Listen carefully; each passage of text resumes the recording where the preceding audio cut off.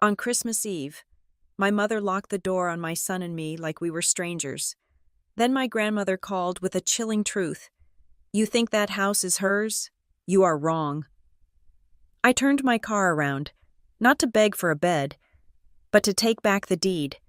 When the screen at their party lit up, the family finally understood. That night was not a holiday celebration. It was a trial. My name is Avery Flores. If you looked at me on the night of December 24th, you would have seen a woman who looked like she was barely holding the edges of her life together. I was 34 years old, wearing wrinkled navy blue medical scrubs that smelled faintly of antiseptic and stale coffee, driving a sedan that had over 200,000 miles on the odometer and a heater that only worked when the car was moving faster than 40 miles per hour. Beside me in the passenger seat sat my son, Milo. He was 8 years old, his small body bundled into a puffy winter coat that we had bought secondhand 3 months ago. On his lap, he balanced a shoebox wrapped clumsily in bright red paper, his fingers drumming a nervous rhythm against the lid. We were in the affluent suburbs of Charlotte, North Carolina, a place where the driveways were paved with crushed stone and the mailboxes were made of brick. The houses here did not just have Christmas lights. They had professional lighting displays that probably cost more than my entire car. We were heading to my mother's house, or rather, the house my grandmother, June, had built and invited us to, but which my mother, Gloria, ruled like a feudal lord. My hands gripped the steering wheel tight enough to turn my knuckles white. I was exhausted. I had just come off a double shift, and every muscle in my back felt like it was pulled tight as a guitar string. But I forced a smile for Milo. "Look at that one," I said, pointing to a house draped in cascading white icicle lights. Milo looked, his eyes wide. "It is bright. Mom, do you think Grandma June is waiting for us?" "She is always waiting for you." "Buddy," I said. I pulled the car up the long, winding driveway of the Caldwell estate. The house loomed ahead, a massive structure of brick and white pillars, glowing warm and golden against the biting cold of the winter night. It looked like a postcard. It looked like the American dream. It looked like a place where a family gathered to drink cocoa and laugh. I parked the car off to the side, mindful of the oil leak my mechanic had warned me about last week. There were 3 other cars in the circular drive. One was my brother Bryce's flashy sports car, a sleek silver beast that screamed new money. The other 2 were luxury SUVs I did not recognize, shining under the porch lights. "Okay, let's go," I said. Milo scrambled out, clutching his red box. I grabbed my tote bag and locked the car manually, because the fob had died 6 months ago. The wind was sharp, cutting through my thin scrub top, but I marched up the steps, holding Milo's hand. We reached the massive oak double doors with the brass knocker shaped like a lion's head. I took a breath. I always needed a breath before facing Gloria. I knocked. I could hear music inside. Jazz, soft, expensive, tasteful jazz. I heard laughter. Then the latch clicked. The door did not swing wide open. It cracked open just enough for a body to block the entrance. My mother, Gloria Caldwell, stood in the gap. She was wearing a floor-length emerald green gown that shimmered under the porch light. Her hair was stiff with hairspray, every blonde strand beaten into submission. She held a crystal wine glass in one hand, her manicured fingers wrapped around the stem like claws. She looked at me. Her eyes did not travel up to meet mine immediately. First, they swept down to my scuffed sneakers. Then they crawled up my legs, lingering on the shapeless scrubs, and finally reached my face. It was not a look of greeting. It was the look one gives a stain on a silk tablecloth. Then she looked at Milo. Her expression did not soften. It tightened. "Avery," she said. Her voice was ice. "What are you doing here?" I blinked, the cold wind stinging my eyes. "It is Christmas Eve. Mom, we are here for dinner. Grandma June called us last week." Gloria did not move. She did not step aside. She stayed planted in the doorway, an impeccably dressed gargoyle guarding the gates of heaven. "You cannot come in," she said. I felt a laugh bubble up in my throat, a hysterical sound. What, we are full, Avery, full, I repeated. Mom, this house has 6 bedrooms. It is 8,000 square feet. What do you mean? Full. Gloria took a sip of her wine, her eyes darting over my shoulder to make sure no neighbors were watching this sordid little scene. Bryce is entertaining, she said, her voice lowered to a harsh whisper. The Harts are here, Elliot and his wife, and their daughter Madeline. You know, the people investing in Bryce's firm, the people whose daughter he's going to marry. I felt Milo squeeze my hand. I squeezed back. Okay, I said slowly. So the Harts are here. We do not need a guest room. Milo can sleep on the pullout in the den, and I can take the couch in the sunroom. We just want to see Grandma and eat dinner. No, Gloria said. The word hung in the frozen air. The Harts are staying in the guest suite, she continued, ticking items off on her fingers as if explaining basic math to a toddler. And the den, we are using that for coat storage. Coat storage, I echoed. Yes, the Harts brought a lot of formal wear for the gala tomorrow, and Madeline has 3 changes of clothes. We needed a dedicated space for the garments so they do not wrinkle. I stared at her. My brain refused to process the logic. You are using a bedroom for coats. You are telling me that my son cannot sleep in his grandmother's house on Christmas Eve because you need a room for dresses. It is about presentation. Avery, Gloria snapped, her patience fraying. Bryce is closing a massive deal. This dinner is crucial. We need everything to be perfect. We cannot have, she waved her hand vaguely in my direction, gesturing at my scrubs, at my tired face, at my old car in the driveway. Complications. You look like you just crawled out of a dumpster. It is embarrassing. I am a nurse. Mom, I said, my voice trembling with a mix of rage and humiliation. I save lives. I came straight from the hospital. You look poor, she corrected, and poverty is catchy. I do not want the Harts to see you. Milo stepped forward then. He was shivering, his nose turning pink in the cold. He held up the shoebox. Hi, Grandma Gloria, he said, his voice small. I made a present for Great-Grandma June. Can I give it to her? Gloria looked down at the box. It was decorated with macaroni shells painted gold and glitter that was already flaking off onto the porch tiles. She did not touch it. She recoiled slightly, as if the box contained a dead rat. June is resting. Gloria lied. I knew she was lying. Grandma June never rested on Christmas Eve. She lived for the party. She is not to be disturbed. And frankly, Milo, we do not need more clutter in the house. She reached into the hidden pocket of her gown. I watched, paralyzed, as she pulled out a $50 bill. It was crisp, fresh from the bank. She thrust it toward Milo. Here, she said. Milo did not take it. He looked at the green paper, then up at his grandmother's face, confused. Take it, Gloria commanded, grabbing his small, cold hand and jamming the bill into his palm. Go find a diner, or a drive-thru. Get yourself some burgers. Just go somewhere else. Mom, please, I whispered. It is Christmas. And Bryce is my son, too, she hissed, her mask of civility slipping to reveal the snarl beneath. He is actually making something of himself. He is bringing honor to this family. You are a reminder of everything we try to forget. Now go.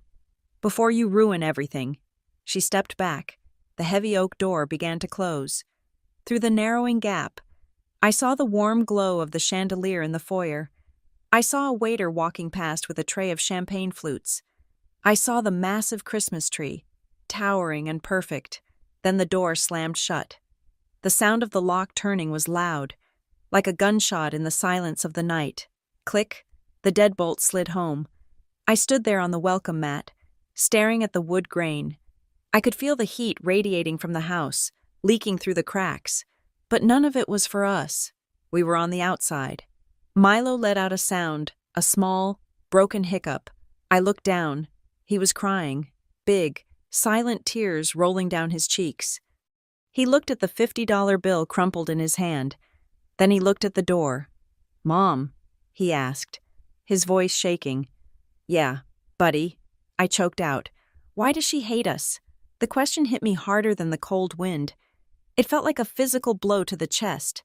I dropped to my knees right there on the porch, ignoring the way the stone bit into my legs, so I could look him in the eye. I pulled the collar of his coat up to cover his neck. She does not hate us. Milo, I lied. I wiped a tear from his cheek with my thumb. She is confused. She thinks things are important. Things like dresses and cars and big houses. She has forgotten that people are what matter. He sniffled, looking at the money. She said to go eat burgers. I took the $50 bill from his hand. I smoothed it out against my leg. The face of Ulysses S. Grant stared up at me. It felt dirty. It felt like hush money. It felt like she had just tried to buy my son's dignity for the price of a tank of gas. A fire ignited in my stomach. It started small, just a spark of indignation, but it spread fast, burning away the exhaustion, burning away the sadness. I looked at the money, and then I looked at the closed door. Keep it, I said, my voice hardening. Milo looked at me. To buy food. No, I said.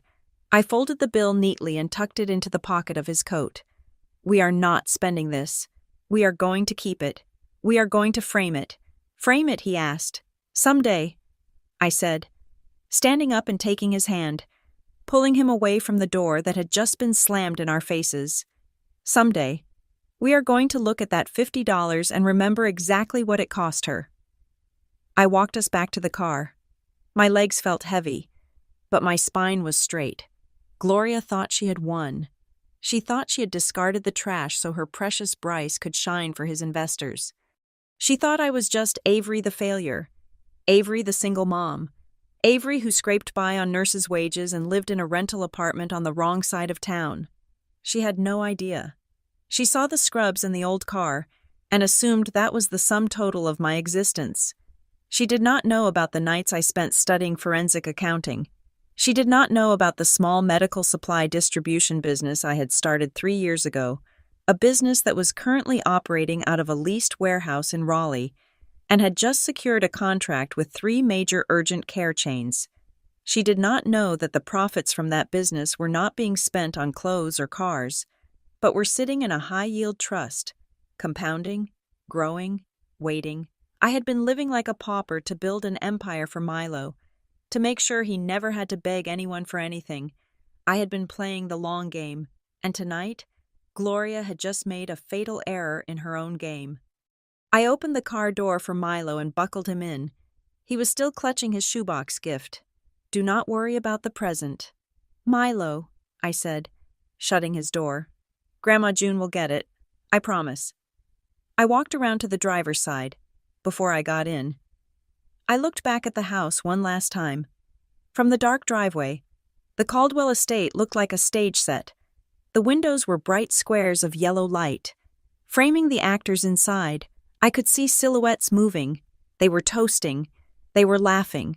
They were celebrating their wealth and their connections. They thought they had erased us. They thought they could lock the door and we would just disappear into the night. Grateful for the $50, obedient and invisible. I got into the car and slammed the door. The engine coughed and sputtered before roaring to life. I turned on the headlights, cutting 2 beams of yellow into the darkness. I put the car in reverse. As the gravel crunched under my tires, I did not feel like crying anymore. The sadness was gone, replaced by a cold, crystalline clarity. Gloria had locked the door on a stranger, but she was about to find out that she had trapped herself inside with a monster of her own making, and the next time I walked up those steps, I would not be knocking. I shifted gears and drove away, leaving the warmth of the house behind, driving straight into the cold, dark heart of the night. But as I merged onto the main road, my hands steady on the wheel, I knew one thing for certain: the night was far from all over. The interstate was a ribbon of gray concrete stretching out into the darkness, illuminated only by the rhythmic sweeping of headlights from the oncoming traffic. I was driving on autopilot, my mind a chaotic storm of humiliation and rage. Beside me, Milo had fallen into a restless silence, his head resting against the cold window, the $50 bill still balled up in his small fist inside his coat pocket. The heater in the sedan rattled, blowing lukewarm air that smelled of dust and old plastic, struggling to fight off the chill that had settled deep in my bones. I had been driving for maybe 15 minutes, heading nowhere in particular, just away. Away from the lights, away from the laughter, away from the mother who had looked at me as if I were a disease she needed to scrub from her porch.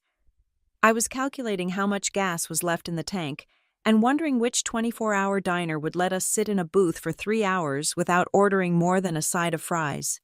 Then, my phone buzzed against the center console.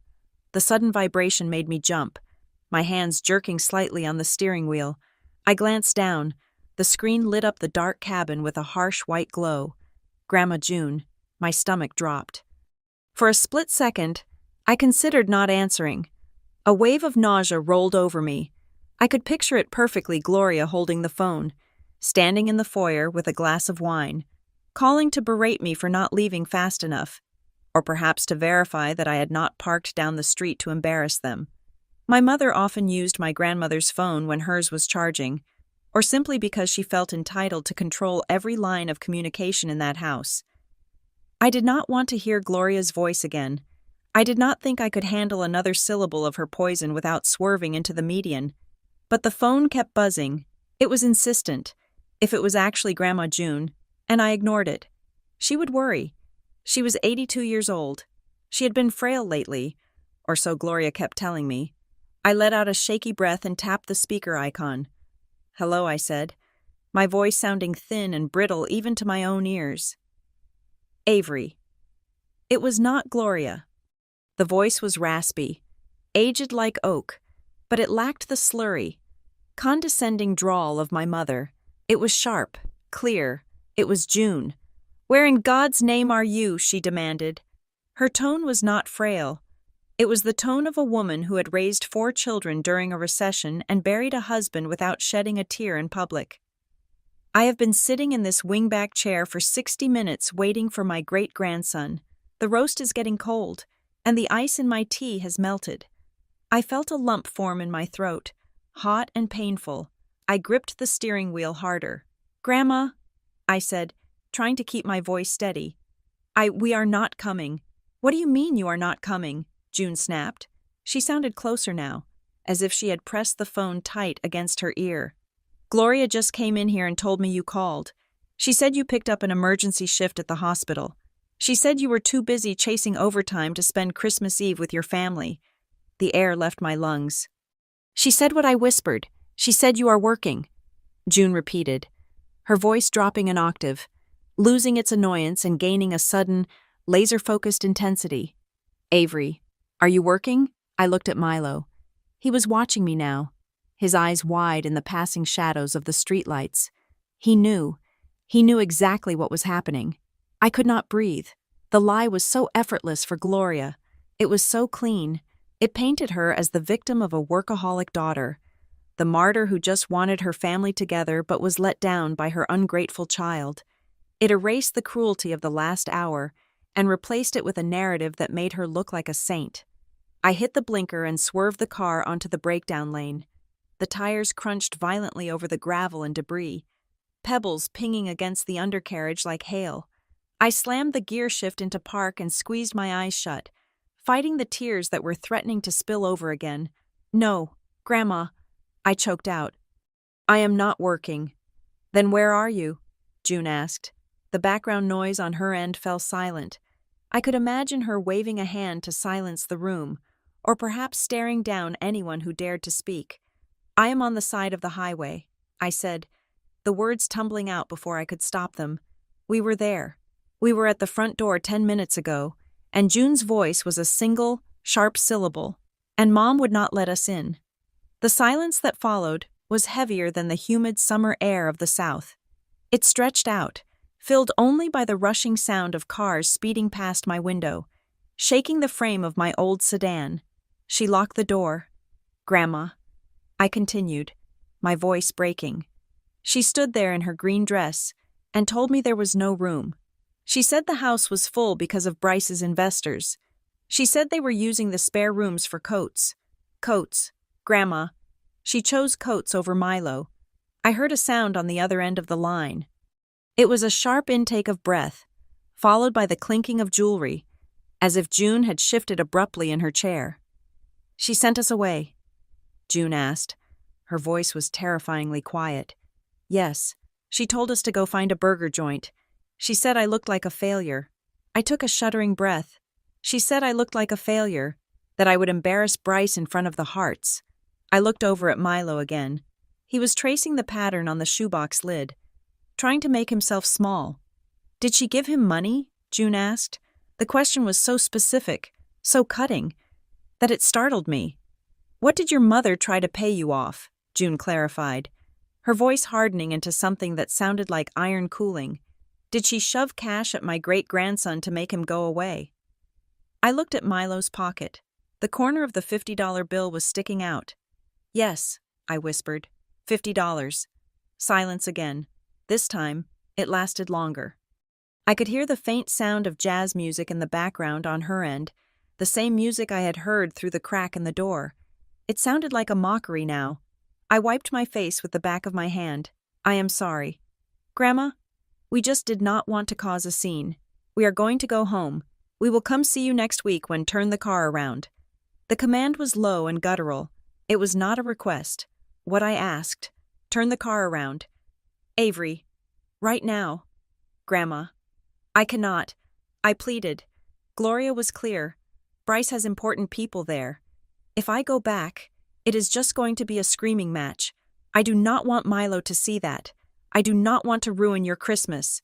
"You are not ruining anything," June said. Her voice was rising now, trembling not with age, but with a fury I had never heard directed at me. "You listen to me. Avery Flores. You turn that car around and you drive back here. You park that rusted piece of metal right in front of the portico, not in the street, not in the garage. Right in front of the front steps. But Bryce's car is there," I said, "and the Heart's SUVs. If Bryce's car is in the way, you lay on your horn until he moves it," June ordered. "If he does not move it, you drive over the lawn. I do not care if you crush the hydrangeas. You get Milo to that front door." "Grandma, please," I said, looking at the rearview mirror, seeing the red taillights of the cars leaving me behind. "They kicked us out. It is their house. I cannot just force my way in." And that was when she said it, the sentence that stopped my heart and froze the blood in my veins. She let out a dry, bitter laugh that sounded like dry leaves scraping together. "Their house," she repeated. "You think that house belongs to your mother? You think it belongs to Bryce?" I frowned. "Well, yes. Dad and Mom have lived there for 20 years. You moved into the in-law suite 5 years ago." "You are wrong," June said, and the softness was completely gone from her voice. She took a breath, and when she spoke again, every word was enunciated with the precision of a judge delivering a death sentence. "Your grandfather and I built that house in 1972. When he passed, the deed transferred to me. I let Gloria and Richard live there to raise you kids. I let them play Lord and Lady of the Manor because I did not care about the title, but make no mistake, Avery," I held my breath. "My name is on the deed," she hissed.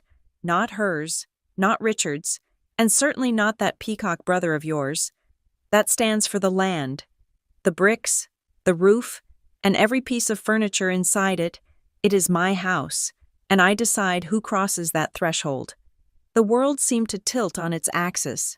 For my entire life, that house had been Gloria's fortress, her rules, her taste, her domain. I had always walked on eggshells there because I felt like a guest in her kingdom. The idea that she was merely a tenant, a guest herself, was a paradigm shift so violent it made me dizzy.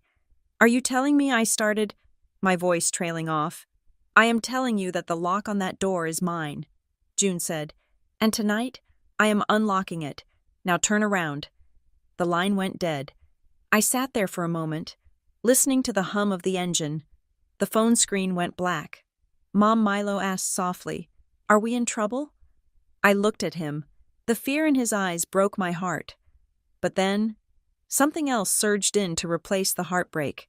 It was a feeling I had not felt in years. It was not just anger. It was adrenaline. It was the cold, electric buzz of power. "No, buddy," I said. I tossed the phone onto the passenger seat. We are not in trouble. I reached out and shifted the car into drive. I checked the mirror. A gap in the traffic opened up. We were not going home to eat microwave dinners.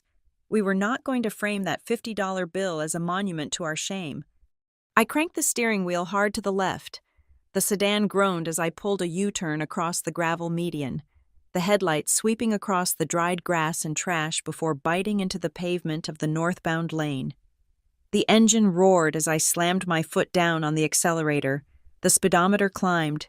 40, 50, 60. My mother had lied to make me look weak. She had used my grandmother's name to dismiss me. She had treated my son like a beggar, but she had made a miscalculation. She had forgotten who actually held the keys to the kingdom. I am going to need you to be brave. Milo, I said, my eyes fixed on the road ahead. The house was only 5 miles back, but those 5 miles felt different now.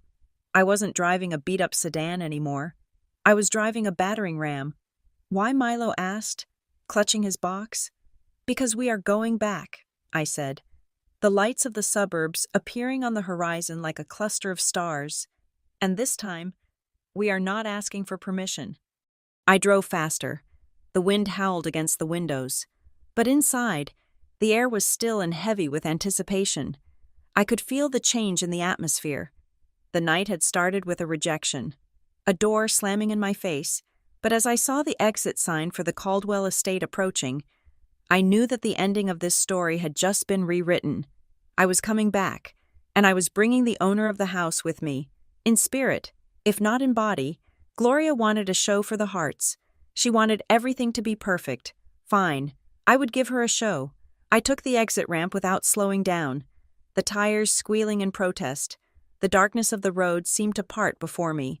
I was not Avery the disappointment anymore. I was the executioner, and the trial was about to begin. I pulled the sedan right up to the bumper of Bryce's silver sports car, the headlights of my vehicle washing over his pristine waxed paint job. I did not hesitate. I slammed the heel of my hand onto the center of the steering wheel and held it there. The horn was not a polite beep. It was a long, blaring, discordant wail that cut through the silent, frosty air of the neighborhood like a siren. I held it for 5 seconds, then 10. Inside the house, I imagined the crystal glasses vibrating on the table. I imagined the polite conversation about golf handicaps and market shares shattering under the weight of my noise. Milo looked at me, his eyes wide, but he did not look scared anymore. He looked fascinated. The front door flew open. Bryce marched out first. He was wearing a suit that probably cost more than my annual rent, a charcoal gray 3-piece that was tailored to within an inch of its life. He looked every bit the successful developer he claimed to be. Until you looked at his face. His face was twisted in a mixture of confusion and annoyance. He stomped down the porch steps, waving his hands as if he could physically shoo the noise away. I let off the horn, the sudden silence ringing in my ears. "Are you insane?" Bryce shouted, his voice cracking slightly. He looked back at the open door, terrified that his guests might be peering out. "You are making a scene. Avery, get that piece of junk out of here. You are blocking the driveway." I rolled down the window. The cold air rushed in, but my blood was running hot. "Move your car." "Bryce," I said. My voice was calm, terrifyingly so. He laughed, a sharp, incredulous bark. "Move my car." "For you go home, Avery. You are drunk or you are off your meds. Serious people are talking inside." Just then, Gloria came rushing out behind him. She was moving so fast in her heels, she nearly tripped on the welcome mat. She looked frantic, her eyes darting between my car and the windows of the house. "Avery, stop this," she hissed, rushing to the driver's side window. She tried to block me from view with her own body, spreading her arms like she was trying to hide an elephant. "Park down the street, park in the neighbor's driveway. Just get away from the front door. The hearts are wondering what the noise is. I am not parking down the street." "Mom," I said, looking her dead in the eye, "I am parking right here." "You cannot," she shrieked, her voice dropping to a harsh whisper. "Look at this car. It is leaking oil on the pavers. It is hideous. Then, the tapping started. It was a slow, rhythmic sound coming from the doorway. Click, click, click. The three of us froze. Bryce stopped his posturing. Gloria stopped her frantic waving. We all looked up at the porch. Grandma June was there. She was not in her wheelchair tonight, though she often used it when her hips bothered her. Tonight, she was standing, leaning heavily on her mahogany cane with the silver handle. She was not dressed for a gala. She was wearing a simple, thick wool cardigan over a floral blouse and loose slacks. Her gray hair was pulled back in a severe bun, and her face was scrubbed clean of any makeup, in a sea of sequins and silk. She looked stark. She looked real. And she looked formidable. "Grandma?" Bryce started, putting on his best charming grandson smile, though it faltered at the edges. "Avery is just leaving. She got confused about the time. I was just helping her back out." June did not look at Bryce. She did not look at Gloria. Her eyes locked onto mine through the windshield, and for a second, I saw a flicker of pride. Then she shifted her gaze to Bryce. "Move the car," she said. Her voice was not loud. It was low, raspy, and carried the weight of absolute authority. Bryce blinked. "Grandma, the hearts are inside. I cannot just go in there and tell them I need to move my car because my sister decided to crash the party. It looks unprofessional." June took one step forward. The cane hit the stone porch with a heavy thud. "You will move that car, Bryce, or I will call a tow truck to drag it out into the street. And I will do it while sitting at the head of the dining table explaining to Elliot Hart exactly why his future son-in-law does not understand the concept of property rights." Bryce went pale. The threat was specific enough to be real. He looked at Gloria for help, but she was staring at her mother with her mouth slightly open, stunned into silence. "Fine," Bryce spat. He fished his keys out of his pocket and stormed toward his silver sports car. "Unbelievable. This is unbelievable." June turned her gaze to Gloria. "And you?" she said. Gloria flinched. "Mom, I was just trying to keep the evening flowing smoothly." "Fix the blue room," June commanded. "The blue room." Gloria gasped. "But Mom, that is where I put Madeline's fur coats and her changing bag. It has the best view of the lake." "I do not care if the Pope's hat is in there," June said. "Move the coats to the hallway closet. Change the sheets. My great-grandson is sleeping in the blue room tonight, and if I find one speck of dust or one misplaced hanger, you will be sleeping in the garage." Gloria looked like she had been slapped, but she didn't argue. She knew that tone. She spun on her heel and ran back inside, presumably to frantically relocate mink coats. Bryce peeled out of the spot, his tires spinning aggressively as he parked on the grass, the very thing he had accused me of potentially doing. I pulled my battered sedan into the prime spot, right in the center of the circular drive, illuminated by the golden floodlights. "Come on, Milo," I said. We walked up the steps. As I passed June, she did not hug me, she did not smile, she just nodded. Once, "Chin up," she whispered. "The wolves are inside. Do not let them see you bleed." We entered the house.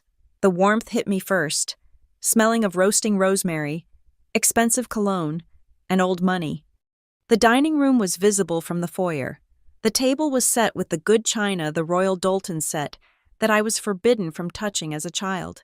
Crystal goblets sparkled under the chandelier. Sitting at the table were the Harts. Elliot Hart was a man who looked like he was carved out of granite, with silver hair and a suit that cost more than my car. His wife was dripping in diamonds, and there was Madeline Maddie Bryce's fiancée. She was beautiful in a sharp, angular way, wearing a red dress that looked like a weapon. My father, Richard, sat at the end of the table.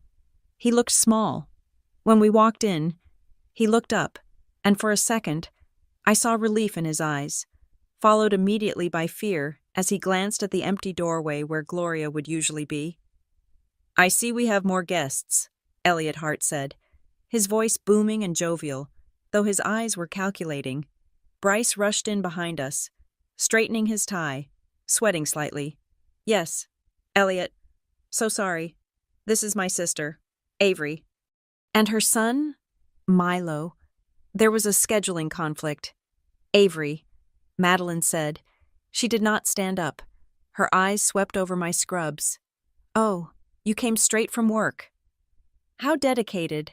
I work in the emergency room, I said. Keeping my voice even, I did not have time to change. I pulled out a chair for Milo next to Grandma June's empty spot. Gloria came bustling back in, breathless, smoothing her dress. Everything is sorted, she announced. Her voice too high, too bright. Just a little mix-up. Please, everyone, sit. Let's not let the tenderloin get cold. The dinner began. It was a masterclass in tension. Bryce launched immediately into his pitch. He was desperate to regain control of the room, to make everyone forget the rusted car in the driveway and the woman in scrubs at the table. The Legacy Plaza project is not just a mall. Elliot, Bryce said, gesturing with his fork, it is a mixed-use ecosystem. We are talking high-end retail on the ground floor, luxury condos above, and a rooftop green space that will redefine the skyline of Charlotte. We have already secured verbal agreements from 3 anchor tenants. Elliot nodded, swirling his wine. And the zoning, I heard the city council was pushing back on the height restrictions. Bryce waved a hand dismissively. Taken care of. I have a meeting with Councilman Miller next week. He understands the economic impact. We are looking at a 40% return on investment within the first 3 years. Conservative estimate. Gloria leaned forward, her eyes shining with adoration. Bryce has always had a vision. She gushed. Even as a boy. He was building things. He is a genius with numbers. Truly, we are just so proud to have him leading the family into the next generation. She looked at my father. Aren't we? Richard, Dad cleared his throat, staring at his potatoes. Yes, very proud. I focused on cutting Milo's meat. I could feel the bile rising in my throat. Bryce was not a genius. He was a gambler who used other people's money. I knew for a fact he had failed his real estate licensing exam twice before passing. Then Maddie turned her gaze on me. She had been watching me eat, her nose slightly wrinkled, as if she smelled something rotting. So, Avery, she said, her voice dripping with faux concern, you work in the ER. That must be so intense. It is, I said, the germs, she continued, leaning back slightly as if I were contagious. Do you worry about bringing things home, Sitting here at the table? Are you sure it is sanitary? I read that bacteria can live on fabric for days. The table went quiet. It was a direct insult, wrapped in a hygiene question. She was calling me dirty. She was saying I polluted their pristine world. I saw Gloria tense up, but she did not defend me. She looked at me with a pleading expression, begging me not to snap, not to ruin the deal. I gripped my fork so hard my knuckles turned white. I wanted to tell her that the blood on my scrubs was cleaner than the money her father used to buy her jewelry. I wanted to tell her that I saved a teenager from an overdose 4 hours ago while she was probably getting a pedicure. I opened my mouth to speak. Then I felt a hand on my wrist. It was Grandma June. She did not look at me. She was looking at Maddie. Her expression mild, almost bored, but her grip on my wrist was iron. 1 tap, 2 taps, not yet. The message was clear. We do not fight skirmishes. We fight the war. I swallowed the anger. It burned going down, hot and bitter. We have strict decontamination protocols, I said quietly, and I washed my hands. Twice. Maddie smirked, satisfied that I had backed down. Well, one can never be too careful, especially with children around. I would hate for Milo to pick up something nasty. Bryce laughed. A nervous, braying sound. Maddie is a bit of a germaphobe. But she is right. Hygiene is key. Just like in business. Right, Elliot? Keep the assets clean. They went back to talking about square footage and tax abatements. They talked about the Caldwell legacy as if I were not sitting there. As if I were invisible. I needed air. The suffocation was physical now. Excuse me, I said, standing up. I need some water. Gloria glared at me. There is water in your glass. Avery, I need ice. I said. I walked out of the dining room, my heart pounding against my ribs. I walked down the hallway, past the portraits of ancestors who would have probably despised Bryce's flashy arrogance. I pushed through the swing door into the kitchen. It was empty. The catering staff must have been in the pantry or serving in the other room. It was quiet here, the stainless steel appliances humming softly. I leaned against the granite island, taking a deep breath. I just needed a minute, just 60 seconds to compose myself before I went back into the shark tank. Then, I heard a voice. It was coming from the patio doors. The kitchen opened out onto a stone terrace, and the heavy glass sliding door was cracked open just an inch, probably to let the heat out from the ovens. The voice was Bryce's. But it was not the booming, a confident voice he had been using at the dinner table. It was high-pitched. It was fast.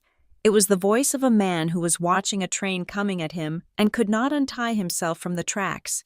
"Please, listen to me," Bryce was saying. "I just need 2 more weeks. Just 2. I froze. I moved closer to the crack in the door, holding my breath. A pause. Someone was speaking on the other end of the line. "I know what I said," Bryce hissed, "but the old bat is still kicking. I cannot liquidate until I have the power of attorney. I am working on it. Tonight was supposed to be the night I got her to sign the competency waiver, but my sister showed up and complicated things." I pressed my hand over my mouth. "Yes, she is losing it." Bryce continued. "Mom has been switching her meds for a month. She is confused half the time. I will get her declared incompetent by Monday. We put her in the facility, the cheap one in Durham. Nobody will check, and then I can sell the house." He paced past the glass, his silhouette jagged in the moonlight. "The house is worth $3 million. Easy," he whispered. "That covers the loan shark and the gambling debt, with enough left over to buy into Elliot's project. But you have to hold off the guys. If they break my legs, I cannot sign the papers." My blood ran cold. This was not just about being mean. This was not just about favoritism. My brother was planning to institutionalize our grandmother. My mother was poisoning her own mother with swapped medication, and they were going to sell the family estate to pay off gambling debts, all while pretending to be tycoons. I stood there in the dark kitchen, the hum of the refrigerator sounding like a roar in my ears. I felt a strange sensation wash over me. The anger was gone. The fear was gone. I reached into my scrub pocket and pulled out my phone. My thumb hovered over the record button. I had come here tonight to get a meal and make a point. But as I listened to Bryce beg for his life while trading away Grandma June's existence, I realized the stakes had changed. I was not just fighting for respect anymore. I was hunting. The silence of the kitchen was a deception. It felt safe, insulated by the hum of the sub-zero refrigerator and the heavy granite countertops. But just beyond the glass, the truth was bleeding out into the night. My thumb was already hovering over the record app on my phone, a reflex born from years of documenting patient interactions where liability was a concern. I pressed the red button. The timer started ticking. 1 second, 2 seconds. I pressed my ear closer to the gap in the sliding glass door. The cold air sliced across my cheek, sharp and biting, but I barely felt it. My entire world had narrowed down to the voice on the patio. "I am telling you, it is a done deal," Bryce hissed. His voice was trembling. Stripping away the confident baritone he used in the dining room, he sounded like a cornered animal. "Do not send anyone to the house. If Elliot sees a guy with a neck tattoo knocking on the door, the whole merger collapses." There was a pause as the person on the other end spoke. I could not hear them, but I could hear the desperate, ragged breathing of my brother. 48 hours. Bryce pleaded. "I need 48 hours. The paperwork is drawn up. I just need the signature." He began to pace. I could see his shadow stretching long and distorted across the patio stones, illuminated by the security floodlights. He ran a hand through his hair, destroying the perfect gel style he had spent an hour perfecting. "The old woman is practically a vegetable," he said. I stiffened. "Grandma June was the sharpest person I knew. She had a bad episode yesterday," Bryce continued, his voice dropping lower. "Conspiratorial and nasty. Mom doubled the dosage on her evening meds.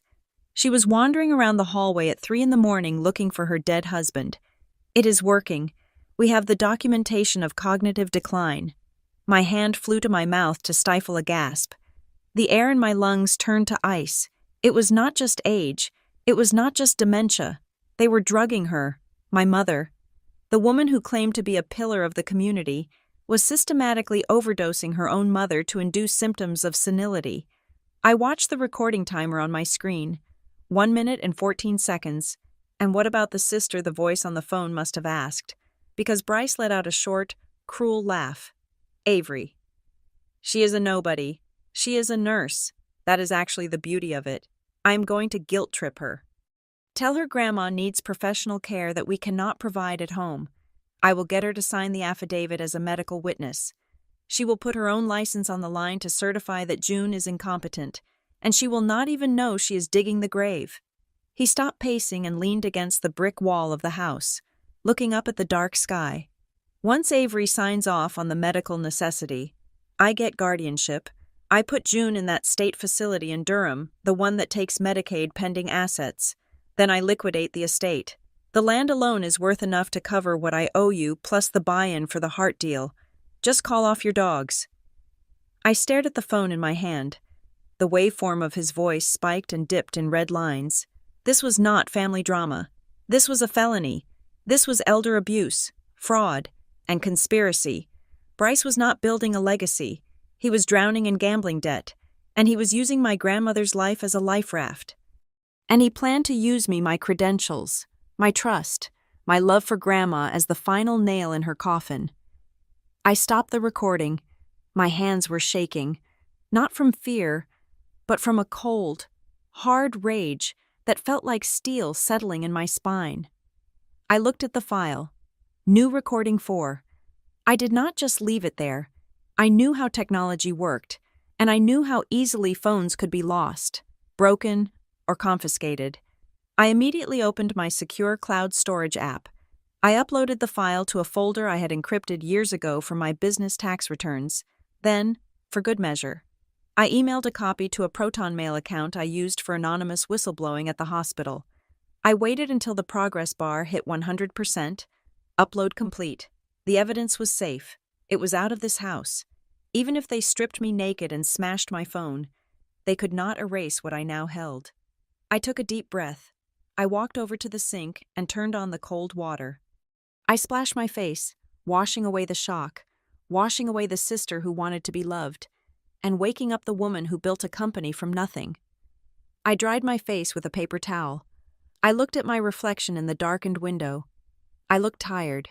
Yes, my scrubs were wrinkled, but my eyes were clear. They were the eyes of a predator who had just realized the prey was limping. I grabbed a pitcher of water and a bucket of ice from the freezer. I needed a prop. I needed to walk back into that room and play the role they had assigned me, the dumb, poor, compliant sister. I pushed through the swing door. The dining room was loud with laughter. Madeline was touching Bryce's arm, giggling at something he had just said. Bryce was back in his seat, his face flushed, his smile wide and fake. He looked like a man without a care in the world, not someone who had just begged a loan shark for 2 more days. Ah, she returns. Elliot Hart boomed, raising his glass. We were just discussing the ribbon-cutting ceremony for the plaza. Bryce says he wants it to be a family affair. I set the water pitcher down on the table with a deliberate, heavy thud. The ice clinked against the glass. I sat down. I picked up my napkin and placed it on my lap.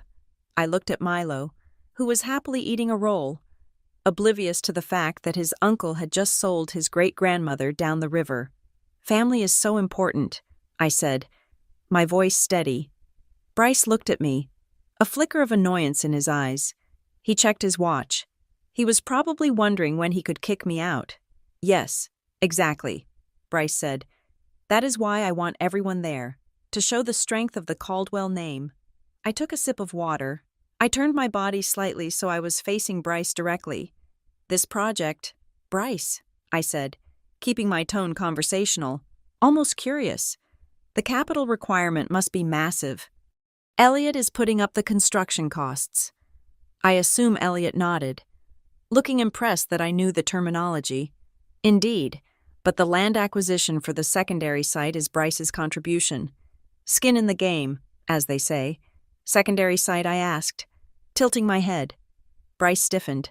He picked up his wine glass, but I noticed he didn't drink. He just held it near his mouth. A shield. It is just some leverage. Avery, Bryce said quickly, boring financial details. You would not be interested. I smiled. It was a thin, razor-sharp smile. I am interested. Actually, because I was looking at the county zoning maps recently, for work. We are looking for a new warehouse, and I noticed that residential properties in this specific zip code have skyrocketed in value. The table went quiet. Gloria stopped eating. She looked from me to Bryce, sensing a shift in the wind. What are you getting at? Gloria asked, her voice sharp. I am just wondering, I said, locking eyes with Bryce. When you say secondary site, and you talk about liquidity, are you talking about commercial real estate? Or are you talking about residential assets? Bryce choked. The wine he had finally taken a sip of went down the wrong pipe. He sputtered, coughing violently, red wine splashing onto the white tablecloth like a gunshot wound. Maddie pulled back in disgust. Bryce, good Lord. Gloria reached over and patted him hard on the back, her eyes fixed on me with a look of pure venom. Avery, stop interrogating your brother. He is choking. I sat back, crossing my arms. I am just making conversation. Mom, Bryce is the genius. Right, I am sure he can explain his financing structure. Unless, of course, the asset he is leveraging is not actually his to sell. The room temperature seemed to drop 10 degrees. Elliot Hart put his fork down. He was a shark, and sharks smell blood. He looked at Bryce, who was wiping his mouth with a napkin, his face pale and sweaty. What does she mean? Bryce Elliot asked. His voice was calm, but it was the calm before a lawsuit. Is there an encumbrance on the collateral? Bryce wheezed, waving his hand. No, absolutely not. Avery does not know what she is talking about. She changes bedpans for a living. Elliot, she thinks liquidity is something you find in a catheter bag. Maddie snickered, but it sounded forced. I did not flinch at the insult. I let it hang there, exposing him for the petty, frightened little man he was. I may be just a nurse, I said softly, but I know that you cannot build a skyscraper on a foundation that belongs to someone else, and I know that if you try, the whole thing comes crashing down. I looked at Grandma June. She was eating her peas, methodically, calmly, but under the table, her foot nudged mine, a solid, reassuring pressure. She had heard everything, too. She knew. Gloria slammed her hand on the table. Enough, Avery. If you cannot behave, you can leave. We are trying to have a celebration here. I looked at my mother. I looked at the woman who was slipping pills into her own mother's tea to steal a house. I am behaving. Mom, I said, I am just fascinated by Bryce's plan. It sounds complicated, almost like a house of cards. Bryce glared at me. His eyes filled with a mixture of hatred and genuine fear. He knew I knew something. He just did not know how much. He thought I was guessing. He thought I was just being a jealous sister picking at a scab. He had no idea I had the knife that would cut the limb off. I checked my phone under the table. The email had been delivered. The file was safe. So, Bryce said, his voice raspy, trying to regain the floor. As I was saying, the timeline is accelerated. We are looking to break ground in February. February, I repeated. That is soon. You must be very confident that all your domestic issues will be resolved by then. Bryce's jaw tightened. They will be, I bet, I said. I picked up my fork and took a bite of the roast beef. It was cold, but I chewed it slowly, savoring the taste. It tasted like victory. They thought they were the predators at this table. They thought they were the ones with the power, the money, the connections. But as I looked around at their anxious, greedy faces, I realized the truth. They were not predators. They were scavengers. And they had picked the wrong carcass to feed on. I finished my bite and took a sip of wine. This is delicious. Mom, I said, did you add something special to the recipe? Or is it just the taste of impending success? Gloria narrowed her eyes, trying to decipher my tone. Just eat, Avery. I will. I said, I'm going to finish everything on my plate. And I meant it. I was going to finish this dinner. And then, I was going to finish them. The recording in the cloud was just the first bullet in the chamber. I needed more. I needed to see the paperwork. I needed to see the pills. I needed to build a case so airtight that not even the best lawyer in North Carolina could get them out of it. I looked at Bryce again. He was avoiding my gaze, drinking his wine too fast. You know, Bryce, I said, you really should be careful with stress. It is bad for the heart. You look like you're about to have an event. I am fine. He snapped. Good, I said, because it would be a shame if you couldn't finish what you started. The rest of the meal passed in a blur of clinking silverware and forced conversation, but the dynamic had fundamentally shifted. Bryce was rattled. He kept checking his phone, likely waiting for a text from the loan shark. Gloria was on edge, sensing that her perfect tableau was cracking, and Elliot Hart was watching Bryce with a new, suspicious intensity. I had planted the seed of doubt. Now, I just needed to water it with evidence. As the plates were cleared, I glanced at the grandfather clock in the hallway. 8:30. The night was young. And the trial was just moving into the discovery phase. The dinner party eventually migrated from the dining room to the formal parlor, a transition marked by the scraping of chair legs and the clinking of crystal decanters. The Harts, led by the boisterous Elliot and the sneering Madeline, moved like a royal procession, with Bryce and my father trailing behind like eager courtiers. I stood up to follow, primarily to ensure Milo was settled in a corner with his iPad, but a hand clamped down on my forearm. It was Gloria. Her grip was tight, her nails digging into the fabric of my scrub top. Where do you think you are going? She asked, her voice a low hiss that did not carry beyond the threshold of the dining room. I am going to check on my son. I said, your son is fine. He is playing video games, which is all he seems to do. Gloria released my arm and gestured toward the table, which was a wasteland of dirty plates, half-eaten tenderloin, and wine-stained napkins. Since you are here, and since we had to scramble to accommodate your surprise arrival, the least you can do is help clear up. Consider it payment for the room and board. I looked at the table.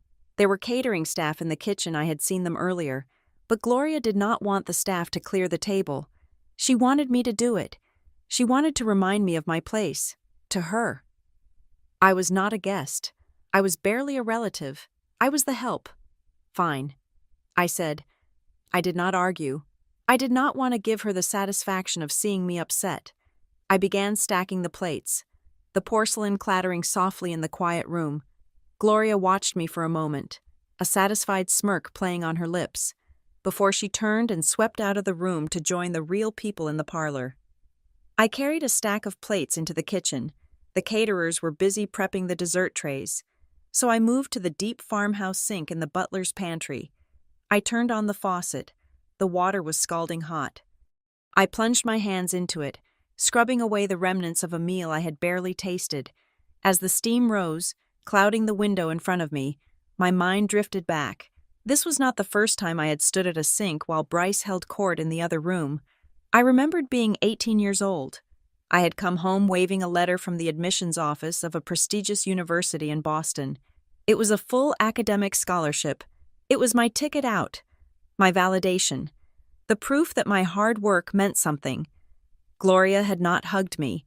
She had read the letter, frowned, and placed it on the counter next to a pile of bills. We cannot afford the room and board. Avery, she had said, but the tuition is free. I had argued. I can work for the rest. We need to focus our resources on Bryce right now, she had replied. He is starting at the private college in Charleston in the fall. You know he needs a car. He needs the right clothes to pledge the right fraternity. Networking is expensive. Avery, you can go to the community college here. It is just as good. I had cried that night. I had cried until my eyes were swollen shut.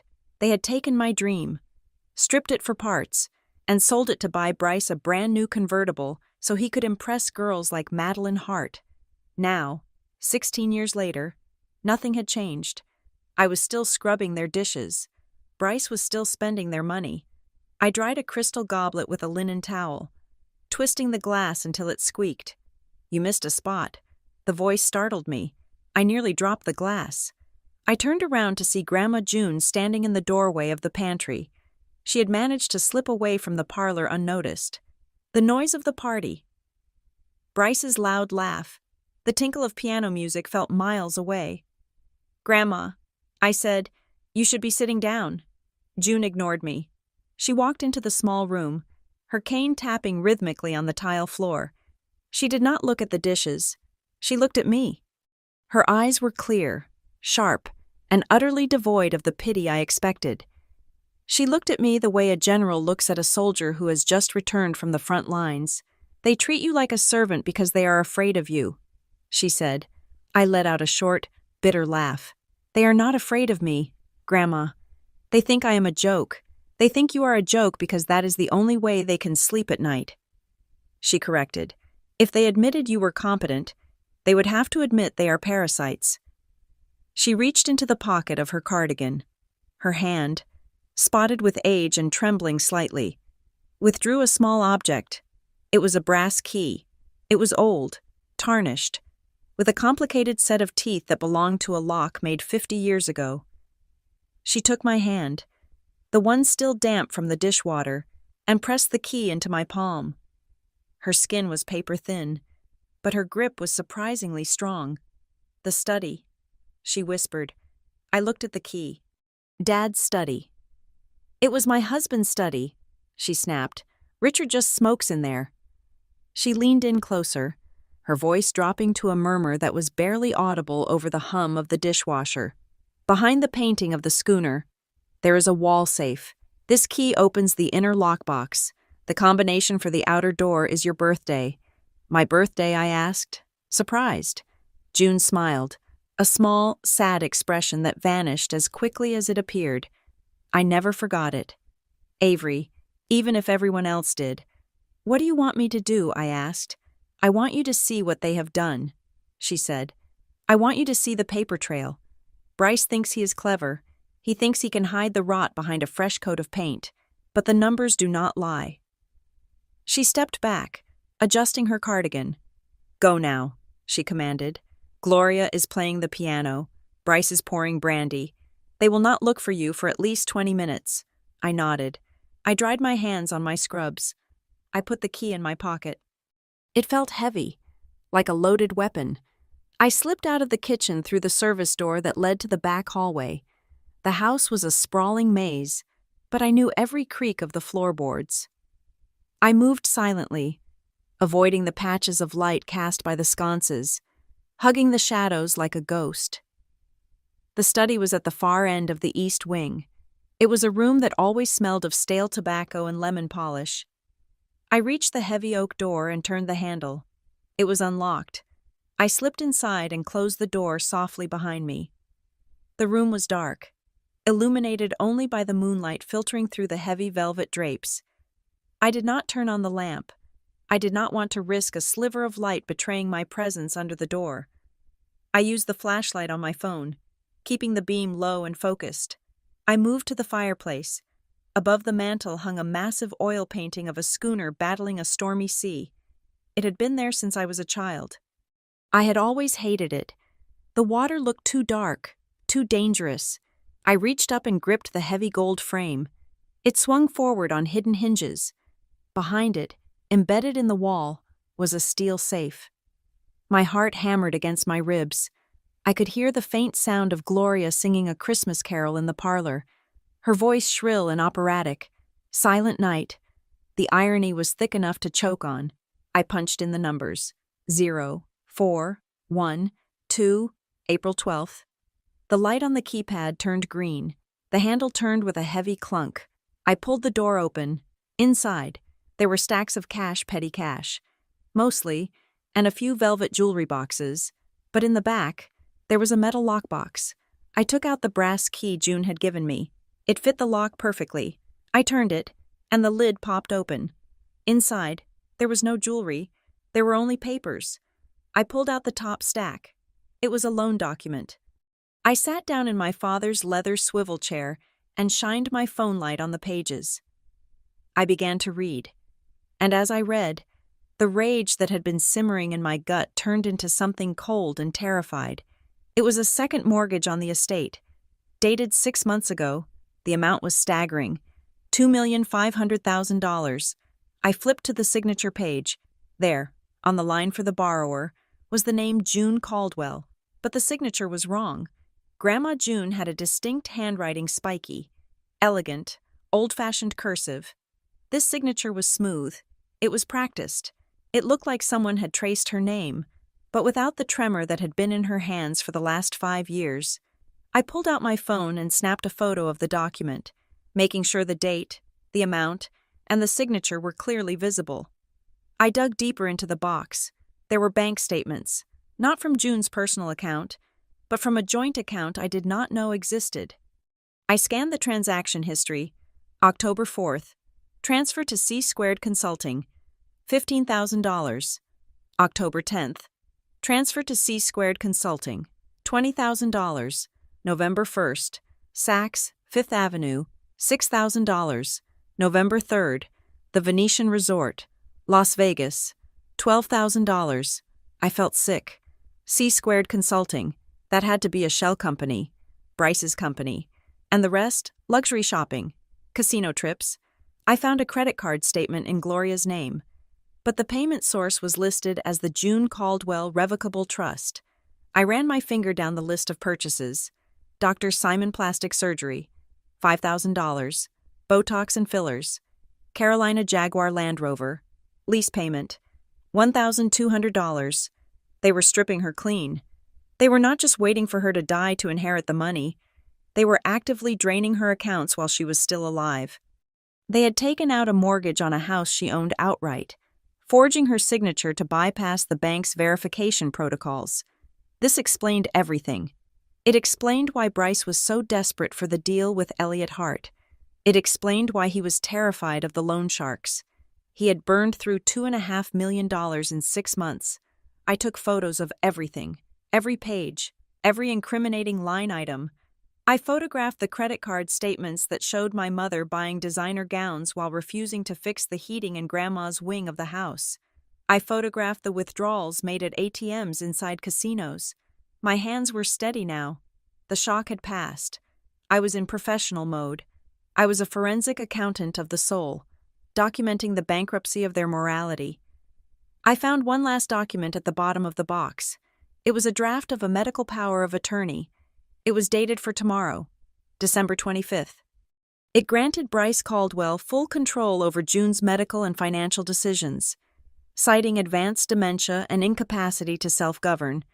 And there, at the bottom, was a blank line for a witness, a testing medical professional.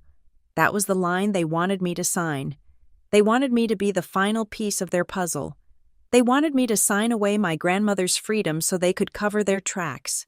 If I signed this, the forgery on the mortgage would never be discovered. Bryce would have legal authority to ratify the loan retroactively. He would sell the house, pay off the debt, and dump Grandma in a state facility to rot. I stared at the blank line. They thought I was stupid. They thought I was weak. They thought that because I wore scrubs and drove a beat-up car, I would be grateful for a seat at their table, compliant enough to sign whatever paper they shoved in front of me. I put the papers back in the box, arranging them exactly as I had found them. I locked the box. I put it back in the safe.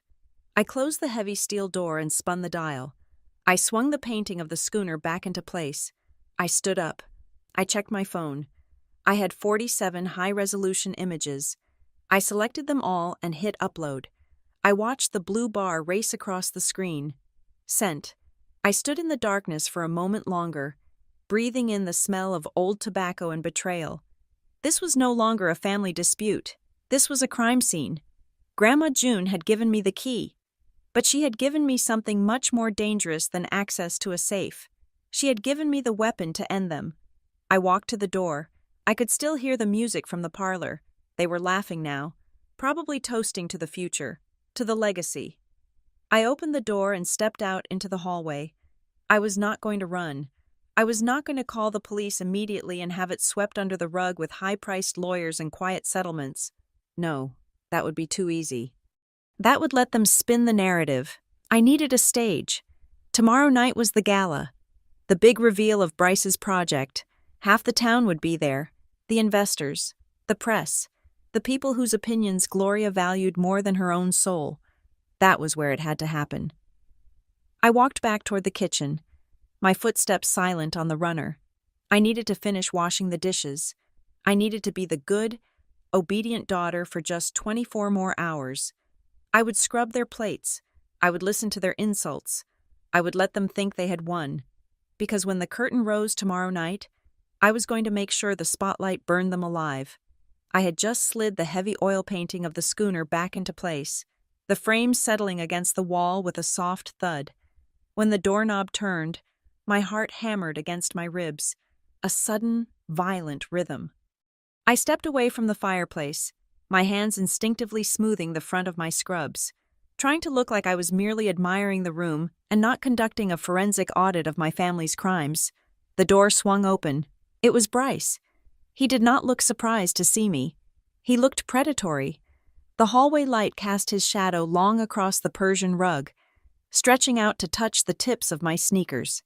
He stepped inside, and with a deliberate, slow motion that made the hair on the back of my neck stand up, he closed the door behind him.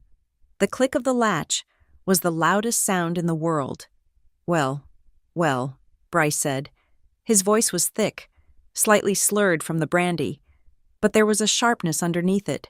The desperate man I had heard on the patio was gone, replaced by the bully who used to lock me in the basement when we were kids.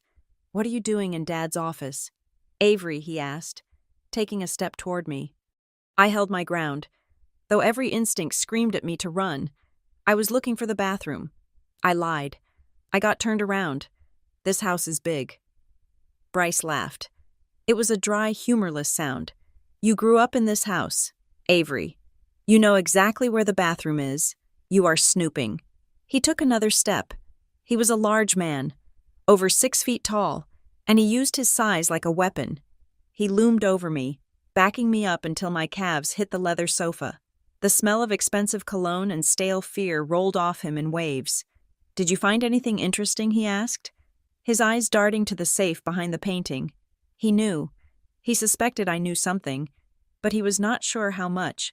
"I do not know what you are talking about," I said, keeping my voice level. "I'm just leaving." I moved to step around him, but he shot his arm out, blocking my path. His hand slammed against the bookshelf next to my head, boxing me in. "You are not going anywhere," he hissed. "Not until we come to an understanding." I looked up at him. "Let me out.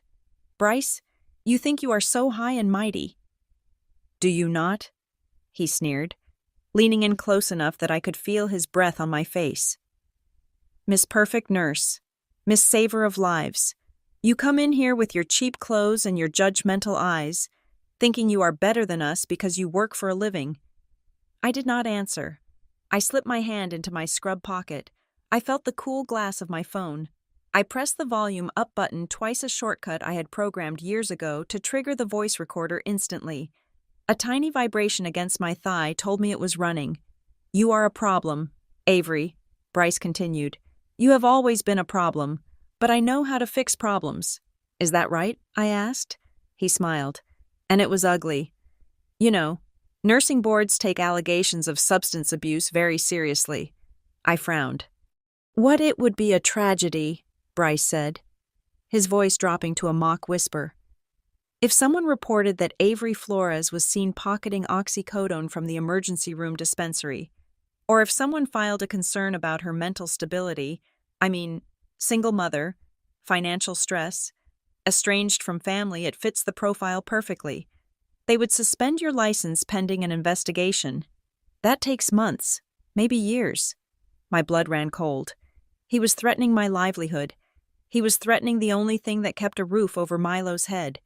"You would not," I said. "Oh, I would," he countered. "I have friends on the hospital board. Avery, golfing buddies, one phone call, and you are back to flipping burgers." He paused, letting the threat sink in. Then he delivered the second blow, the one he knew would cripple me. "And then there is the boy," he said. I stiffened. "Do not talk about Milo." "Milo," he repeated, savoring the name. "Cute kid. Shame he has to live in such unstable conditions. If his mother lost her job and her income, Child Protective Services might determine that he is better off with his next of kin. wealthy, stable relatives who can provide a proper home. He poked me in the chest with a finger. We could take him, Avery, Mom and I. We could petition for custody, and with your record tarnished, no judge in North Carolina would say no. I felt a wave of nausea. It was a bluff. I knew it was a bluff, because Gloria did not want a child around ruining her aesthetic, but the mere mention of losing Milo made my vision blur. I let my shoulders slump. I let the tears that had been threatening to fall well up in my eyes. I needed him to think he had won. I needed him to think I was broken. "Okay," I whispered, my voice trembling. "Okay. Bryce, please, stop," he smirked, stepping back slightly, satisfied with the devastation he had caused. "I do not want any trouble," I sobbed, burying my face in my hands. "I just want to take Milo home." "Please do not call the board. Please do not take my son," Bryce chuckled, adjusting his cufflinks. "See? That was not so hard. We are family. Avery, we should not be fighting. I just need you to be a team player." "What do you want me to do?" I asked, looking up at him through my lashes, playing the part of the defeated sister perfectly. "I just need a signature," Bryce said. His guard was completely down now. He thought he was talking to a beaten dog. "What signature?" I asked. Bryce sighed, as if explaining something simple to a child. "Grandma is not well. You saw her tonight. She is confused. She is aggressive. It is not safe for her to be here alone. She is not alone. She lives with you." I said, "We cannot provide the care she needs." Bryce said quickly, "She needs a facility. I have arranged a place for her, a specialized memory care unit in Durham." He leaned in again. "But I need a medical professional to sign off on the competency evaluation. The doctors take too long, and they ask too many questions. Since you are a nurse and a family member, your signature on the affidavit carries weight. It speeds up the process." I wiped my nose. "You want me to say she is incompetent?" "She is incompetent," Bryce insisted. "And once you sign that paper, I get power of attorney. We move her next week, Tuesday morning. The ambulance is already booked. And the house," I asked softly. "The house is an asset," Bryce said, waving his hand dismissively. "We sell it to pay for her care, and of course, to invest in the future of this family. It is what Grandma would want if she were in her right mind." I stared at him. He had just confessed to everything. The conspiracy to commit fraud, the premeditated institutionalization of a sane woman, the theft of the estate. It was all there, recorded on the device in my pocket. "Okay," I said. "I will do it." Bryce grinned. He reached out and patted my cheek. His hand was clammy. "Good girl. I knew you would see reason. We will do it tomorrow night, at the party. I will have the notary there. You sign. We celebrate. And I forget all about making those phone calls to the nursing board." "Deal, deal," I whispered. He stepped aside. I walked past him, keeping my head down, keeping my posture slumped until I was out of the room. As soon as the door clicked shut behind me, I straightened up. I walked down the hallway, my steps silent on the carpet. My heart was pounding, but my hands were steady. I went straight to the guest bathroom on the first floor and locked the door. I pulled out my phone. I stopped the recording. File saved. I immediately opened my encrypted email app. I attached the audio file. I typed in the address of Noah Sterling, the shark of an attorney who had helped me incorporate my business 3 years ago. He was expensive, aggressive, and he hated bullies. Subject emergency, evidence of fraud and extortion. Body Noah. Listen to this immediately. They are moving to institutionalize her on Tuesday. He threatened my license and my custody of Milo. I have the documents regarding the forged mortgage. I need a restraining order and a filing for emergency guardianship ready to go. I hit send. Then I composed a second email to Vance, the private investigator I had hired when I first suspected Gloria was misusing the trust funds. Subject: the smoking gun, body. Bryce just confessed to the plan. He is selling the house to pay gambling debts. Get the background check on the facility in Durham. I bet he is getting a kickback or it is a state-run dump. I need the file by noon tomorrow. Sent. I stared at myself in the mirror. The woman looking back at me was not the scared girl Bryce thought he had just crushed. She was a fortress. They wanted a signature, I would give them a signature, but I was not going to do it in a quiet corner with a paid-off notary. Bryce wanted to use the party to show off. He wanted to use the Caldwell family legacy as a marketing tool. Fine. I would give him exactly what he wanted. I would make sure the whole world saw the Caldwell family. I unlocked the bathroom door and walked back out. I found a quiet corner in the foyer and pulled up the family group chat.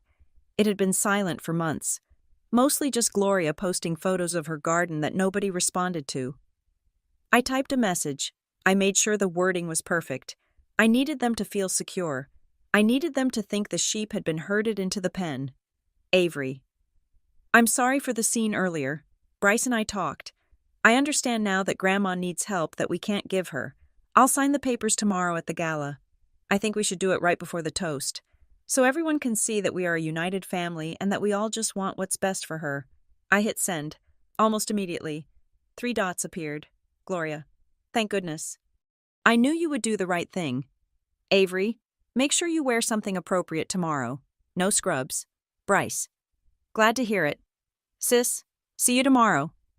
I stared at the screen, the blue light reflecting in my eyes. They took the bait. They were so blinded by their own arrogance, so convinced of their own power, that they did not see the trap. They thought I was offering them a public display of submission. They did not realize I was inviting an audience to their execution. I pocketed the phone and went to find Milo. It was time to leave. We had a long night ahead of us, and I had a war to plan. The morning of December 25th did not dawn with the magic of Christmas. It dawned with the cold, gray light of reckoning. I woke up at 6 o'clock in the morning in my small rental apartment, but for the first time in years, I did not look at the peeling paint on the ceiling and feel trapped. I felt like a general surveying a battlefield before the first cannon fire. My family looked at me and saw Avery the failure. They saw the single mother in wrinkled scrubs, driving a car that sounded like a lawnmower, counting pennies for gas. They saw what they wanted to see because it made them feel superior. It made their greed feel justified. They had no idea who I really was. I got out of bed and walked to the closet. I pushed aside the rows of scrubs and the few clearance rack dresses I wore to family functions. I reached into the back, unzipping a garment bag that had not been touched in months. Inside hung a tailored black suit from Italy and a silk blouse. I was not just a nurse. Yes, I worked shifts in the emergency room because I loved the work, because saving lives grounded me, and because it kept me connected to the reality of human suffering. But 5 years ago, I had noticed a gap in the supply chain for specialized orthopedic equipment. I had taken my savings, taken a massive loan that terrified me at the time, and founded a legitimate company called Apex Medical Solutions. For the first 2 years, I ate ramen and worked 80 hours a week, but for the last 3 years, Apex had been the primary distributor for 3 major hospital networks in the Southeast. I did not just have a savings account, I had a portfolio. I owned the warehouse my company operated out of. I owned 2 rental properties in Raleigh that I managed through a holding company, so my name never appeared on public listings. I was not destitute, I was wealthy. I just chose not to live like it because I wanted Milo to grow up valuing character over commerce, and because I knew that if Gloria or Bryce ever found out, they would bleed me dry. But today, my resources were no longer a secret nest egg. They were ammunition. I made a phone call at 7 o'clock sharp. Noah, I said when the line connected. Merry Christmas. Avery. Noah Sterling's voice came through, clear and alert. He was the kind of lawyer who did not sleep. A shark in a 3-piece suit who charged $600 an hour and was worth every cent. I got your email. I listened to the recording, and I have already canceled my flight to Aspen, he said. This is not just a case, Avery. This is a demolition. I have 3 paralegals coming in within the hour. We are drafting the emergency motions now. I need you to meet me at the bank at 9, I said, and bring the forensic team's report. Done. I hung up. I showered, dressed in my normal, poor Avery clothes jeans and a sweater, and kissed a sleepy Milo on the forehead. I told him I had to run errands for Grandma June and that Mrs. Higgins next door would watch him for a few hours. I drove to the bank, but not the branch near my house. I drove to the main headquarters of the regional bank that held the Caldwell Family Trust. Noah was waiting for me in the lobby. He was a sharp-featured man with eyes that missed nothing. Standing next to him was a short, stout woman holding a tablet, Sarah, the lead forensic accountant I had retained on retainer through Apex. We went into a private conference room. Sarah did not waste time with pleasantries. "We found the money," she said. Sliding the tablet toward me, I looked at the screen. It was a spider web of transactions. Red lines connecting accounts that should never have touched. The company Bryce was sending money to. C² Consulting. "It is a shell," Sarah explained. "Registered in Florida 3 months ago. The registered agent is a woman named Linda Macy. I know her." I said, my voice cold. "That is my mother's cousin, the one who did time for check fraud in the 90s. "Exactly." Sarah said, "Money goes from your grandmother's trust into C². Then, within 48 hours, 80% of it is withdrawn as cash or transferred to a marker account at the Sapphire Palace Casino in Cherokee." She tapped a specific line item. "Look at the dates. Avery, November 12th, a $20,000 transfer to C². November 13th, Bryce Caldwell posts a photo on Instagram from the high-limit poker room at the Sapphire Palace." We cross-referenced the geolocation data from the metadata in his photo with the transaction timestamp. He was literally spending the money while the transfer was clearing. I felt a surge of disgust. It was so sloppy. They were not even good criminals. They were just arrogant ones. "And the mortgage?" I asked. Noah leaned forward. "That is the smoking gun. We had a handwriting expert analyze the signature on the loan documents against the samples you provided from June's old checks. It is a forgery. A bad one. The slant is wrong, and the pressure points indicate it was signed by someone right-handed trying to mimic a left-handed stroke. June is left-handed, Bryce is right-handed." I looked at Noah. "Is it enough?" "It is enough to send him to prison for 15 years, Noah said grimly. "Bank fraud, wire fraud, elder abuse, identity theft." I stood up. I walked to the window of the conference room. I could see the city waking up below. Families opening presents, unaware of the war being waged in this glass tower. "I do not just want him arrested," I said. "I want him exposed." Noah nodded.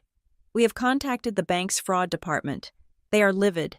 They have agreed to a silent freeze. They are allowing the accounts to remain ostensibly open so as not to tip Bryce off. But any attempt to move more than $100 will trigger an immediate flag. And they have a federal investigator on standby. But we need one more thing," I said. "We need June." I drove to the estate at 10 o'clock. I knew the schedule. Gloria would be at the salon getting her hair done for the gala. Bryce would be at the site of his project, likely trying to bribe a contractor to keep quiet about the lack of funds. The house was quiet.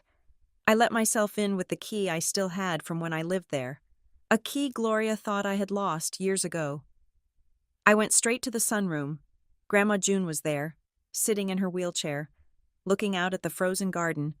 She looked small, wrapped in a blanket, but when she turned to look at me, her eyes were blazing.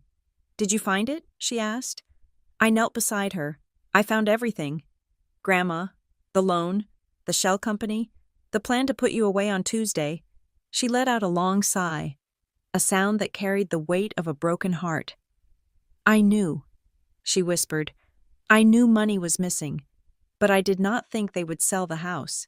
Your grandfather built this place with his own hands. They are not going to sell it. I promised." I pulled a folder from my bag.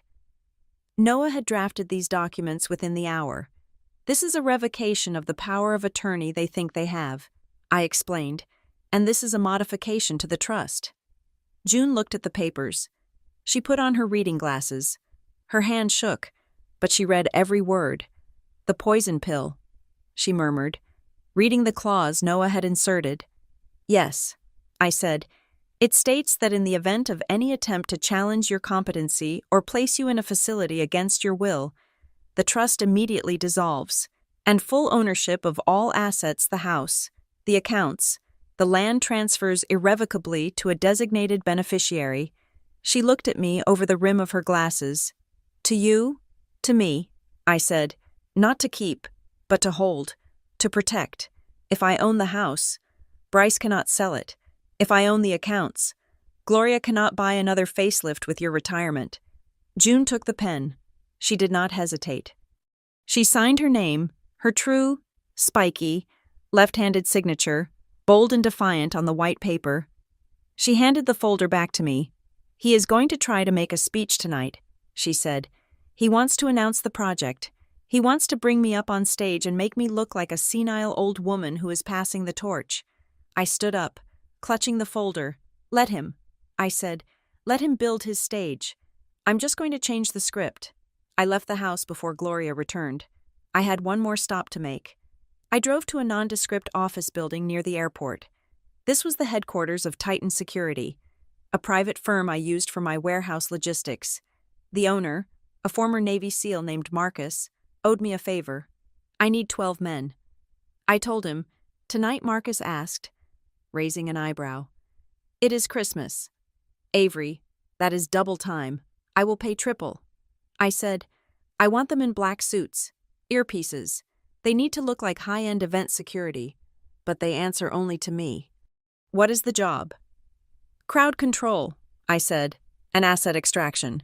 There is going to be a moment when a man on stage realizes his life is over. He might get violent. I want him neutralized without scratching the paint on the walls." Marcus nodded. "We will be there at 6.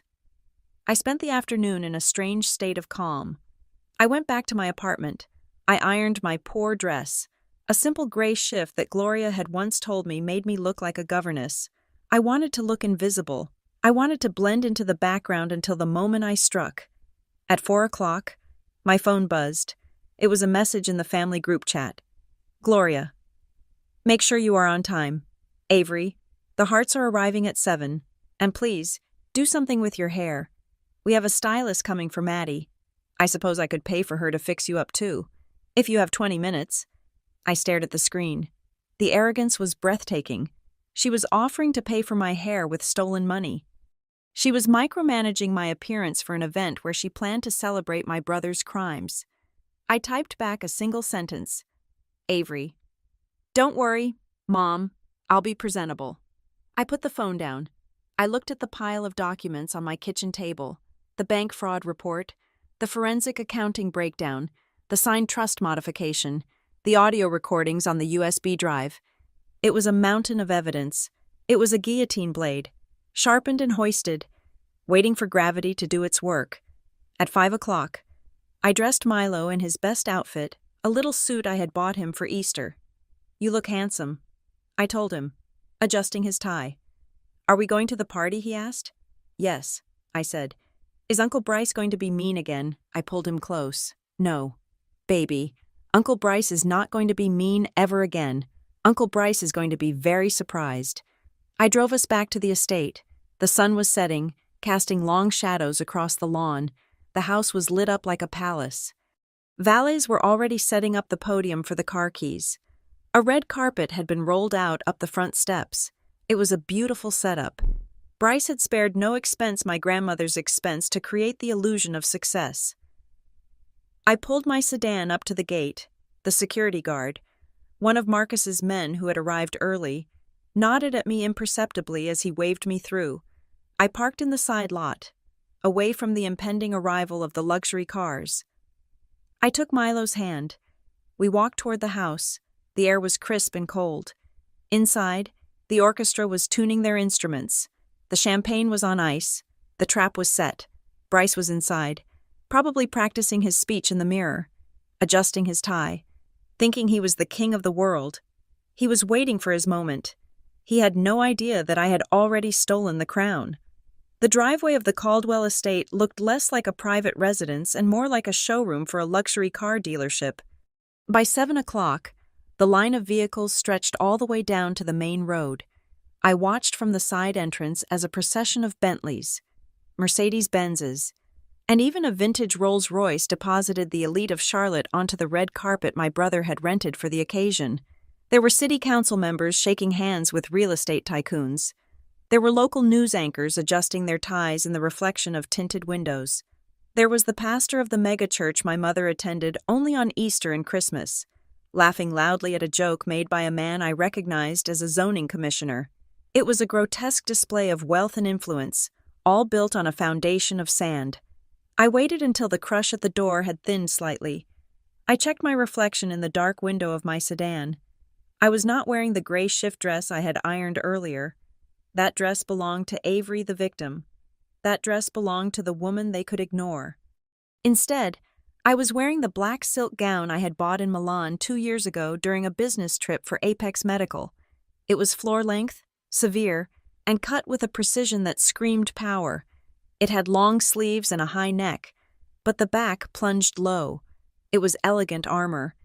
I had pulled my hair back into a sleek, low chignon, and for the first time in years, I wore the diamond studs I had bought for myself when my company hit its first million in revenue. I took Milo's hand. He looked sharp in his little suit, his eyes wide as he took in the spectacle. "Stay close to me," I whispered, "and remember, if you see the men in the black earpieces, they are our friends." We walked toward the main entrance. The valet looked at me, confused. He did not recognize me. He saw the dress, the posture, the way I walked with my chin held high, and he assumed I was a VIP he had forgotten to put on the list. "Good evening, ma'am," he said, opening the door for us. I walked into the foyer. The transformation of the house was complete. The warm, cozy Christmas vibe of yesterday had been replaced by a cold, metallic glamour. The lighting was blue and silver. Waiters circulated with trays of caviar and champagne. A string quartet played in the corner, but the music was drowned out by the roar of conversation. As I stepped onto the marble floor, heads turned. It was a ripple effect. People stopped talking to look. They were trying to place me. Was I an investor? A celebrity from out of town? A new wife of some executive? Then, I saw the realization hit them. One by one. The whispers started. "Is that the daughter?" The nurse. "No, it cannot be." I walked through the crowd like Moses parting the Red Sea. I did not smile. I did not stop to make small talk. I moved with a singular purpose toward the ballroom where the stage had been erected. "Well, look who decided to play dress-up." The voice was sharp and shrill. I stopped and turned. Madeline Hart stood near the ice sculpture, holding a flute of champagne. She looked immaculate in a gold sequined dress, but her face was twisted in a sneer. She looked me up and down, her eyes lingering on the silk of my gown, trying to find a loose thread, a stain, anything to confirm her superiority. "You actually look decent." "Avery," she said, her voice loud enough for the circle of socialites around her to hear. I did not know Rent the Runway delivered on Christmas Day. "Did you get the friends and family discount?" The women around her tittered nervously. I looked at her. I looked at the diamond necklace around her neck. A necklace I knew Bryce had bought her 3 weeks ago using a withdrawal from Grandma June's emergency medical fund. "It is not a rental." "Maddie," I said. My voice was calm, projecting easily over the music. "Oh," she laughed. A brittle sound. "Did you thrift it then? It is amazing what you can find in the bargain bin if you dig hard enough." I took a step closer to her. The air between us crackled. "This dress cost $3,000, I said softly, but with enough ice to freeze the champagne in her glass. "And the difference between my dress and your necklace, Maddie, is that I paid for mine with money I actually earned." Maddie's smile faltered. She touched her throat instinctively. "What is that supposed to mean?" "It means that rented dignity is worse than a rented dress," I said. "Enjoy the champagne.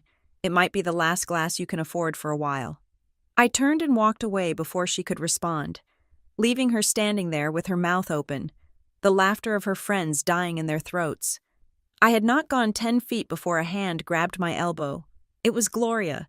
She hissed in my ear, her grip painful. "What are you doing? Why are you wearing that? You look like you are trying to upstage the bride." I pulled my arm free. "I am just dressing for the occasion." "Mother." "It is a gala, is it not?"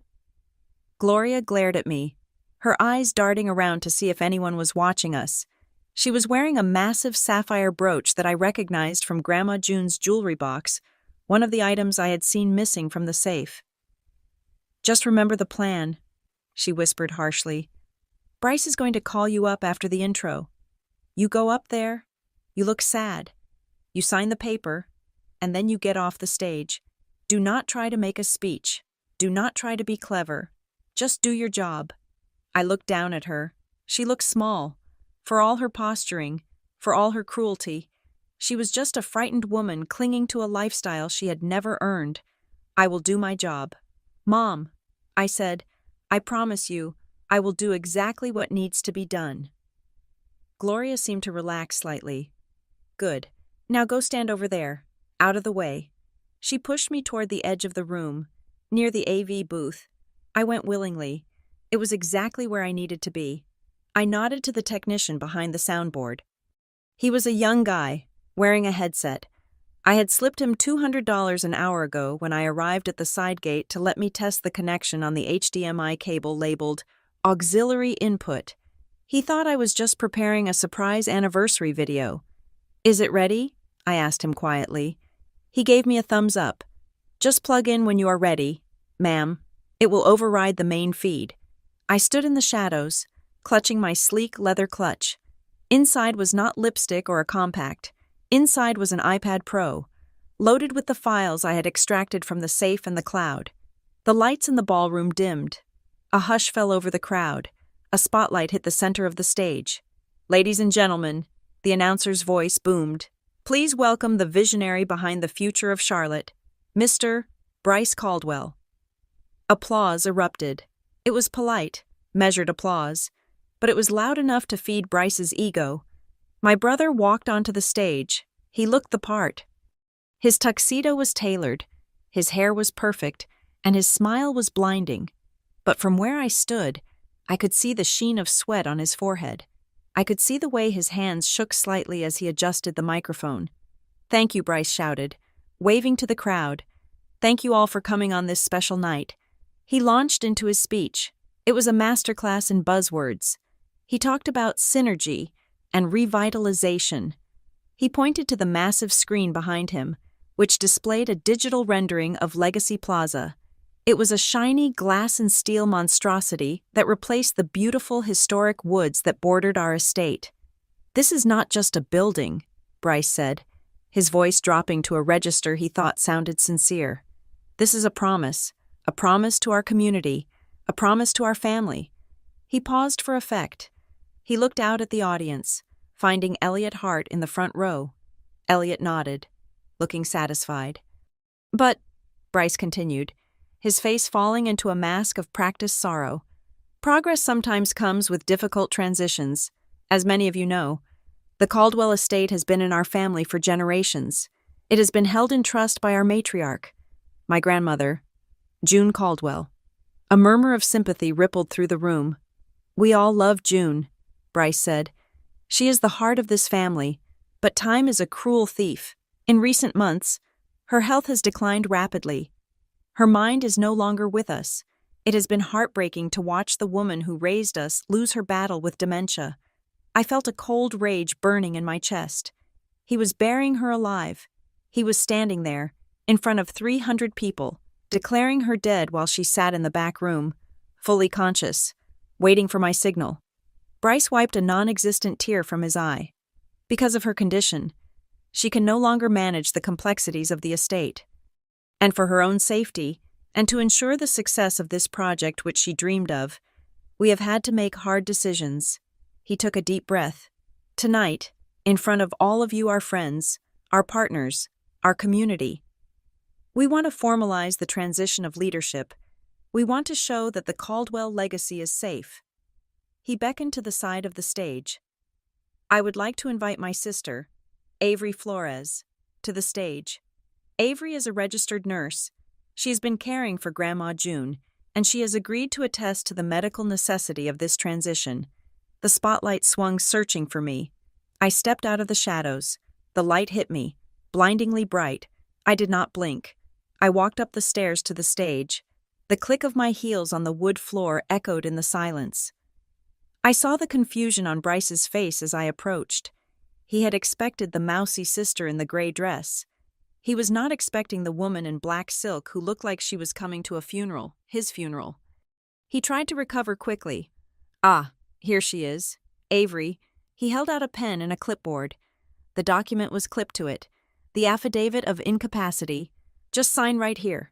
Avery, he said, his voice tight, moving the microphone away so only I could hear, and then get lost. I took the clipboard. I took the pen. The room was silent. 300 pairs of eyes were watching. Gloria was in the front row, clutching her pearls, willing me to sign. Elliot Hart was leaning forward, eager to see his investment secured. I looked at the document. It was exactly what I had seen in the safe. A lie printed on legal bond paper. I looked at Bryce. He was smiling, but his eyes were screaming, "Sign it, you idiot." I stepped past him. I walked directly to the podium. I adjusted the microphone stand, raising it to meet my height. Avery Bryce whispered, panic flaring in his eyes. "What are you doing?" I leaned into the mic. My voice rang out, clear, steady, and amplified to every corner of the room.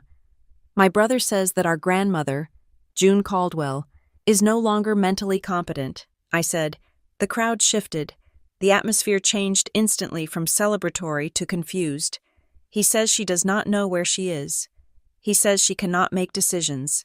He says she is a danger to herself." I turned to look at Bryce. He was frozen, his hand half extended as if to grab the mic. But he knew he could not do it without causing a scene. "But I have a question for you." "Bryce," I said. I held up the clipboard, then let it drop to the floor. It landed with a loud, flat clap. "If Grandma June is so senile that she needs to be institutionalized, then how did she sign the deed transfer documents yesterday that you submitted to the bank?" The silence in the room was absolute. It was a vacuum. You could have heard a pin drop on the carpet. Bryce's face went the color of ash, what he croaked. His voice cracked over the speakers. "I do not know what you are talking about." I reached into my clutch. I pulled out my iPad. "I think you do." I said, "You see, Bryce, you told everyone here that you are building a legacy, but you forgot one thing." I turned to the AV technician and nodded. I plugged the cable into the side of my iPad. The massive screen behind us flickered. The beautiful rendering of Legacy Plaza vanished. In its place, a high-resolution photograph appeared. It was 10 feet tall. It was the loan document I had found in the safe, the one with the forged signature. "But you forgot to check who actually owns the house," I said. Bryce lunged for me. "Turn it off," he screamed, abandoning all pretense of civility. "Cut the feed." But it was too late. I swiped the screen. The next image appeared. It was the bank statement showing the transfer to the casino, and then the next, the text messages between Bryce and his bookie, and then I hit play on the audio file. Bryce's voice, unmistakable and terrified, boomed through the ballroom speakers, echoing off the crystal chandeliers. "The old woman is practically a vegetable. I will get her declared incompetent. I liquidate the estate. The land alone is worth enough to cover what I owe." The crowd gasped. It was a collective sound of horror. Elliot Hart stood up, his face purple with rage. Gloria covered her mouth with her hands, sinking into her chair. I stood center stage, the black dress absorbing the light, the truth playing out behind me like a movie. Bryce stood there, stripped naked in front of the people he wanted to impress the most. He looked at the screen, he looked at the crowd, and then he looked at me. And in that moment, he realized that Christmas was over. The trial had just delivered its verdict. The voice that echoed through the ballroom was magnified by a 10,000-watt sound system. It was not the polished, charming baritone Bryce had used to seduce investors just moments ago. It was the tinny, desperate, snarling voice of a man conspiring in the dark. "I will get her declared incompetent." The speakers boomed, the audio quality crisp enough to hear the wind rustling the leaves in the background of the recording. "I put June in that state facility in Durham, the one that takes Medicaid. Then I liquidate the estate." The crowd did not move. It was as if the air had been sucked out of the room. The champagne glasses stopped halfway to mouths. The polite whispers about zoning laws and golf handicaps evaporated, replaced by a suffocating blanket of shock. This was not a family argument spilling over into public view. This was a confession. I stood at the podium, my hand resting lightly on the iPad. I did not look at the audience. I looked at Bryce. He was standing 5 feet away from me. His face had drained of all color, leaving him looking like a wax figure melting under the stage lights. His mouth opened and closed, but no sound came out. He was watching his life disintegrate in real time. I swiped the screen again. The image behind me changed. The loan document vanished, replaced by a spreadsheet. It was a forensic accounting breakdown of the C-squared consulting accounts. "See those red lines?" I asked, my voice cutting through the silence. "Those are transfers. $200,000 moved from the June Caldwell Revocable Trust into a shell company registered to a convicted felon in Florida." I zoomed in on the screen. "And here is where the money went." I continued. The screen flashed again. A collage of receipts appeared. They were not for construction materials. They were not for architectural plans. The Sapphire Palace Casino, marker redemption, $50,000. The Sapphire Palace Casino, VIP suite, $4,000. DraftKings account funding, $25,000. The gasp from the crowd was audible this time. It started in the front row with the investors and rippled back to the servers standing by the kitchen doors. "This is not a development project," I said, looking directly at Elliot Hart. "This is a Ponzi scheme built to cover a gambling addiction and the collateral he put up. It is the home of an 82-year-old woman he plans to lock away in a state ward." That broke the spell. "You bitch," Bryce screamed. The sound was animalistic. The veneer of the businessman shattered completely, revealing the violent, cornered thug underneath. He did not think.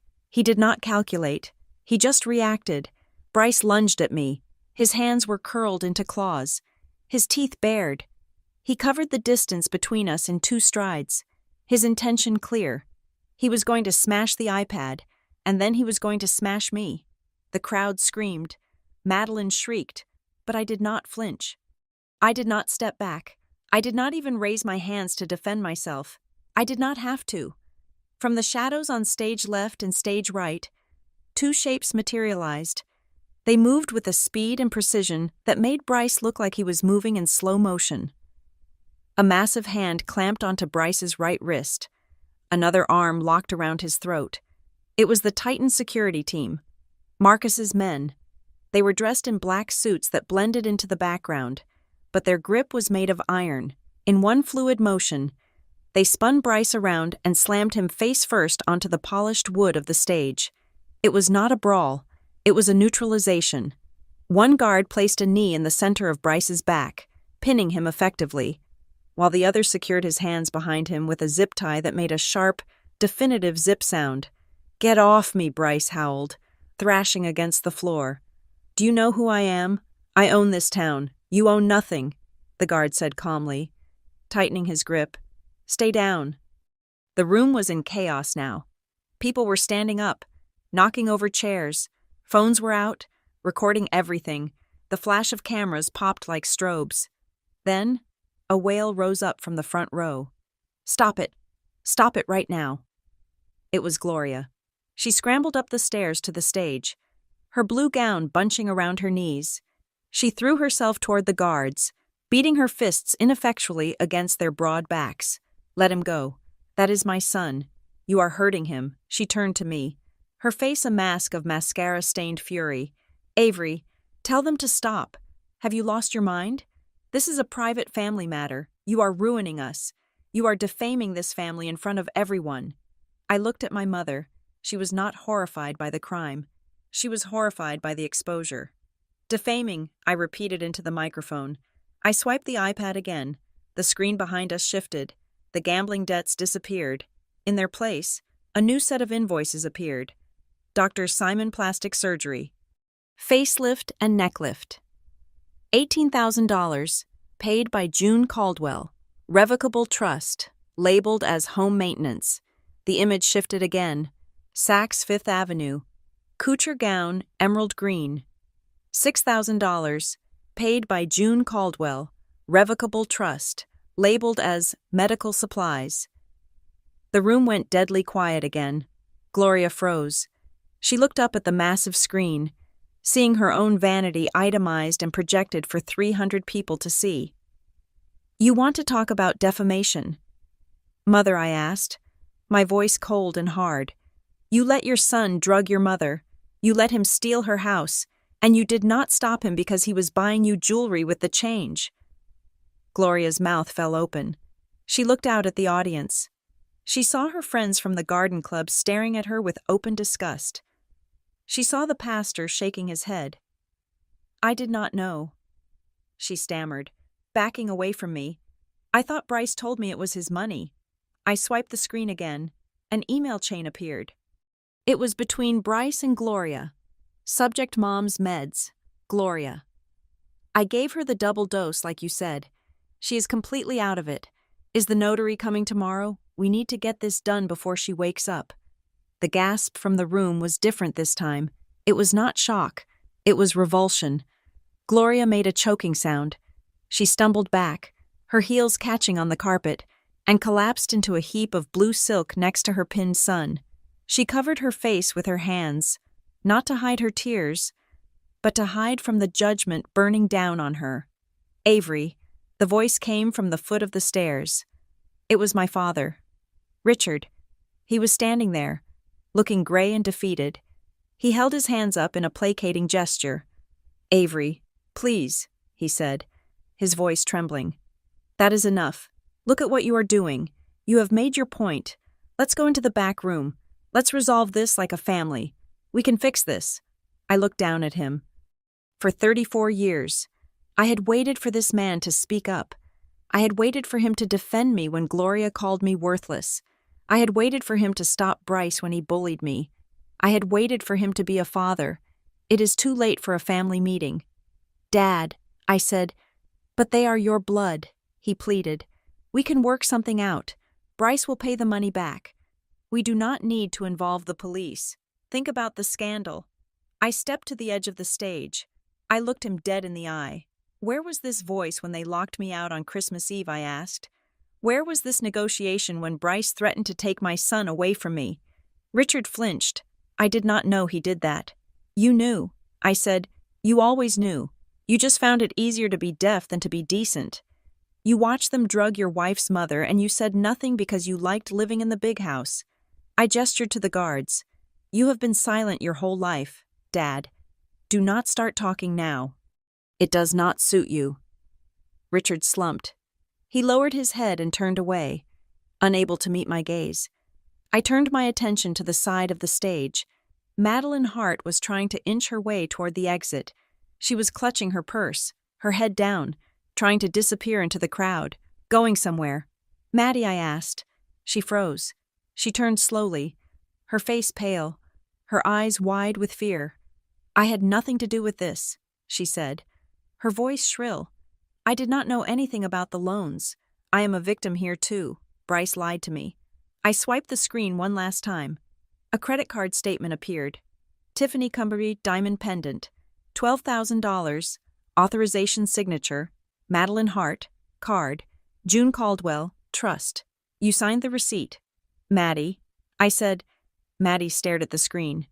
Bryce gave me the card, she cried. He said it was his corporate account. And you did not wonder why his corporate account was named the June Caldwell Trust, I asked. Or were you just too busy spending to read the plastic? Maddie looked at her parents. Elliot Hart was standing with his arms crossed, looking at his daughter with a mixture of fury and disappointment. He did not move to help her. He turned his back on her. Maddie burst into tears. Real, ugly tears. Not because she was sorry, but because her social standing had just been incinerated. Suddenly, the heavy double doors at the back of the ballroom swung open. A hush fell over the room as a phalanx of people entered. Leading the pack was Noah Sterling. He walked with a stride that commanded respect, carrying a thick leather briefcase. Flanking him were 4 uniformed police officers and 2 men in suits who bore the unmistakable aura of federal agents. Noah walked straight to the stage. He did not look at the crowd. He looked at me and nodded. Ms. Flores, he said, his voice carrying easily to the front rows. We have the emergency injunction. He placed the briefcase on the edge of the stage and snapped it open. He pulled out a stack of documents. He turned to the police officers. Officers, This is the documentation regarding the fraudulent transfer of deed and the systemic elder abuse reported earlier today. We also have the statements from the bank's fraud division confirming the unauthorized wire transfers. He pointed at Bryce, who was still pinned to the floor. That is Bryce Caldwell. He is to be detained pending charges for wire fraud, forgery, and conspiracy. The officers moved up the stairs. The Titan guards stepped back, allowing the police to take over. They hauled Bryce to his feet.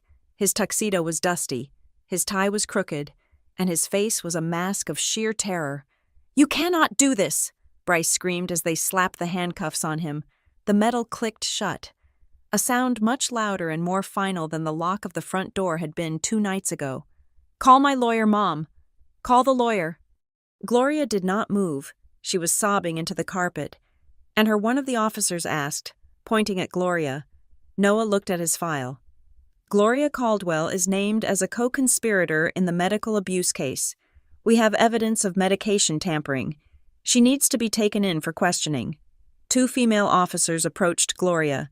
They gently but firmly pulled her up. She was limp, her legs refusing to hold her weight. "My party," she moaned, looking around at the ruined gala. "My beautiful party." They led them away. Bryce was dragged out, shouting obscenities. Gloria was escorted out, weeping about her social calendar. The federal agents moved toward Elliot Hart. They began speaking to him in low tones. I saw Elliot nod, looking pale, and point toward his daughter.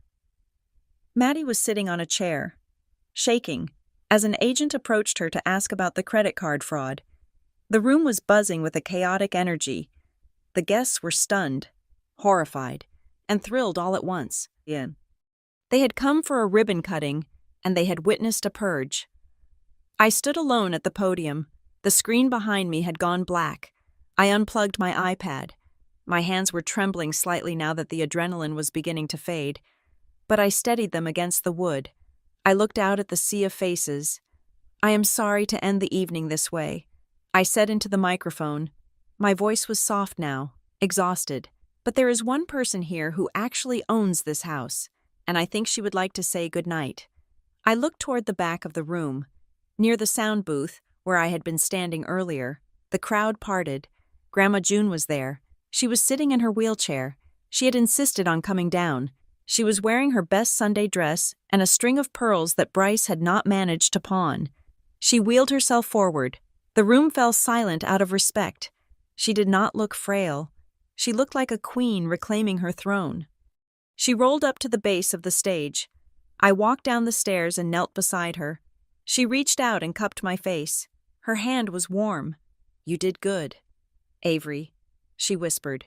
I handed her the microphone. June looked at the crowd. She looked at the empty champagne glasses, the shocked socialites, and the police lights flashing through the windows. She cleared her throat. "This house," she said, her voice raspy but amplified loud and clear, "was built on hard work, not on lies." She paused, letting her gaze sweep over the room. "If you are looking for the exit, it is the same door you came in. Please drive safely, and take your gossip with you." She handed the microphone back to me.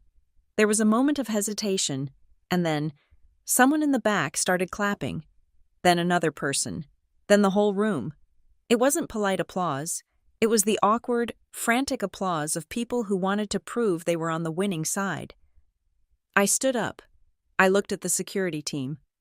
"Clear the room," I said, as the guests began to file out, muttering and checking their phones.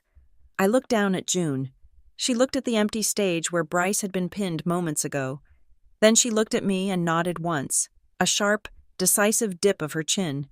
"It is done," she said. I looked around the ballroom. The decorations were still sparkling.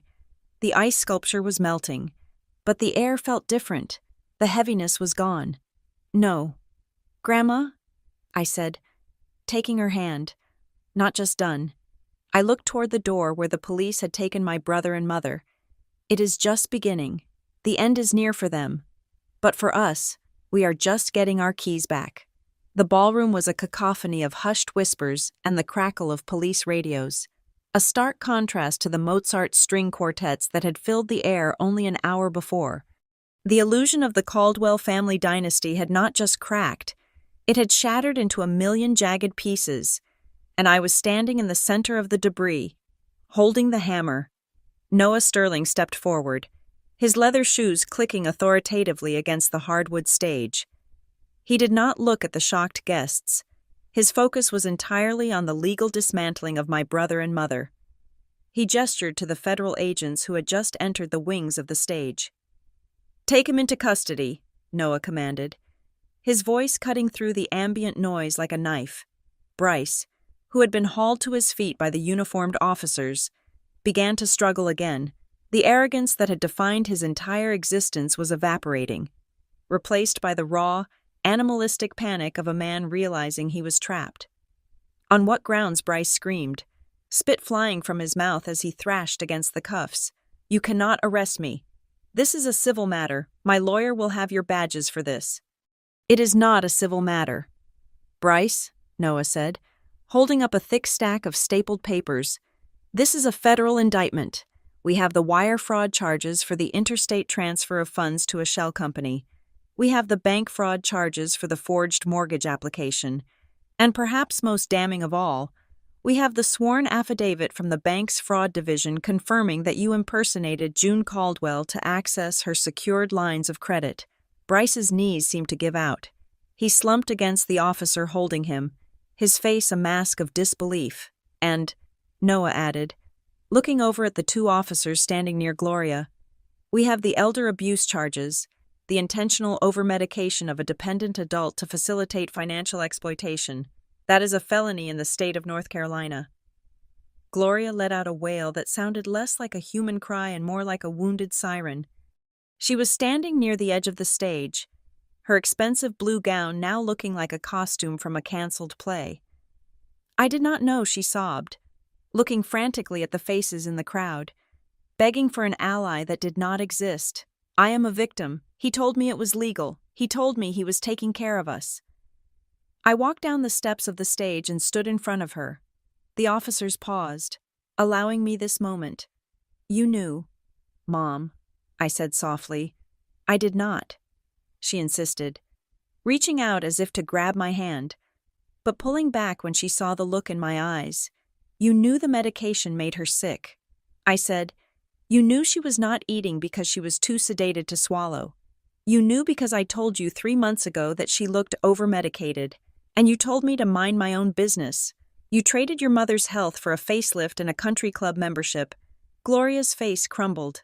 She looked at the floor, unable to deny it any longer. "I just wanted us to be happy," she whispered. "I just wanted us to have nice things. You had nice things," I said. "You had a home. You had a family. But that was not enough. You wanted the world, and you were willing to sell Grandma to get it." I nodded to the officers. "Please remove them," as they began to escort Bryce and Gloria toward the side exit, away from the prying eyes of the guests, but toward the waiting squad cars. Bryce turned his head back one last time. His eyes met mine, filled with a toxicity that had festered for 30 years. "You will regret this." "Avery," he shouted, his voice cracking, "you are nothing. You are just a nurse. You will never be one of us." I watched him go, feeling a strange lightness in my chest. "You are right, Bryce," I said to the empty air where he had stood. "I am nothing like you, and that is the greatest victory of my life." The doors swung shut behind them, cutting off Bryce's shouting. The silence that followed was heavy, pregnant with the unspoken shock of 300 people who had just watched the fall of a house they thought was invincible. I turned back to the room. The guests were standing in clusters, looking at me with a mixture of fear and awe. They were waiting for a cue. They did not know if the party was over or if this was just part of the show. I walked back to the microphone one last time. "My brother wanted a signature tonight," I said, my voice steady.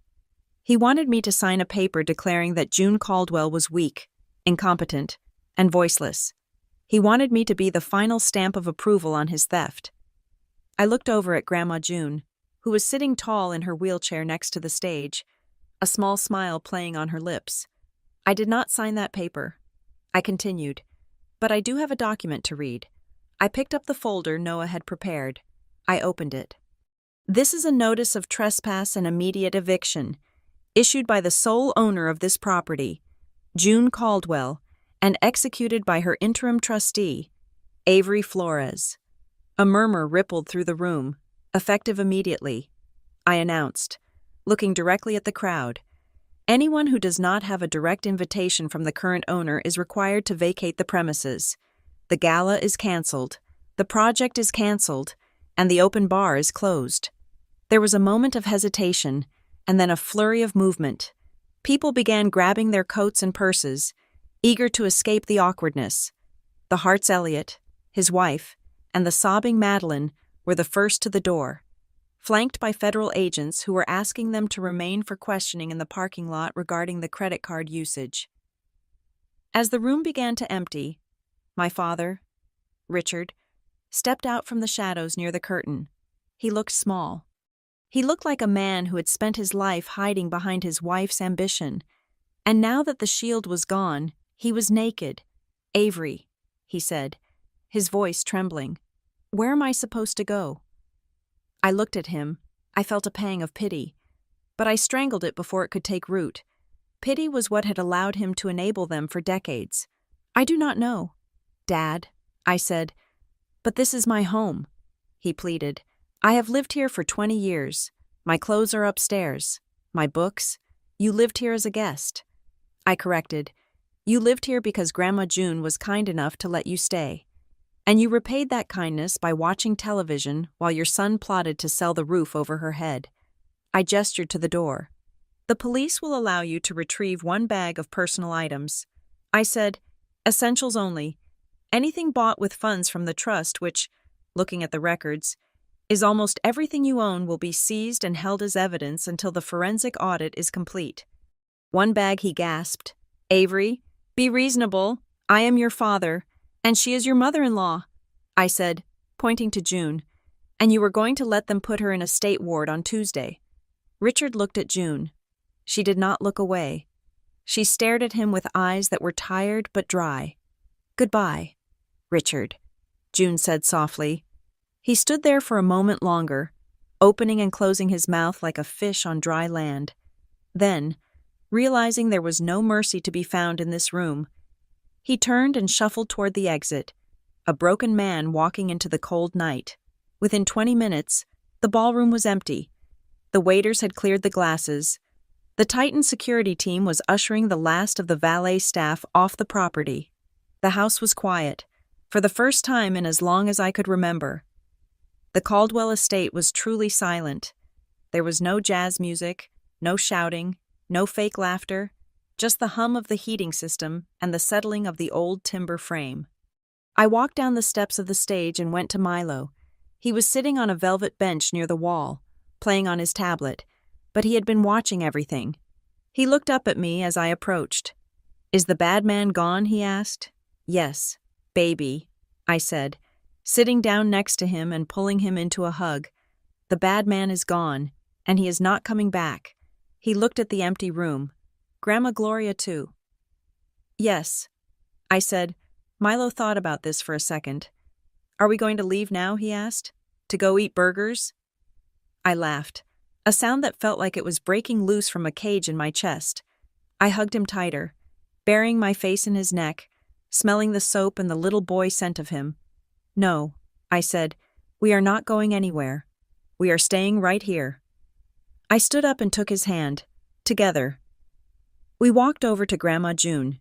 She was staring at the large screen behind the stage, which was now dark. She looked tired, her age finally showing in the slump of her shoulders, but there was a peace in her expression that I had not seen in years. "It is over, Grandma," I said. She reached out and took my hand. Her skin was cool, her fingers fragile. They thought I was weak. "Avery," she whispered, her voice raspy in the quiet room. "They thought because my legs did not work well and my hands shook that my mind was gone too." She looked up at me, her eyes fierce. "I let them think it," she said. "I let them dig the hole."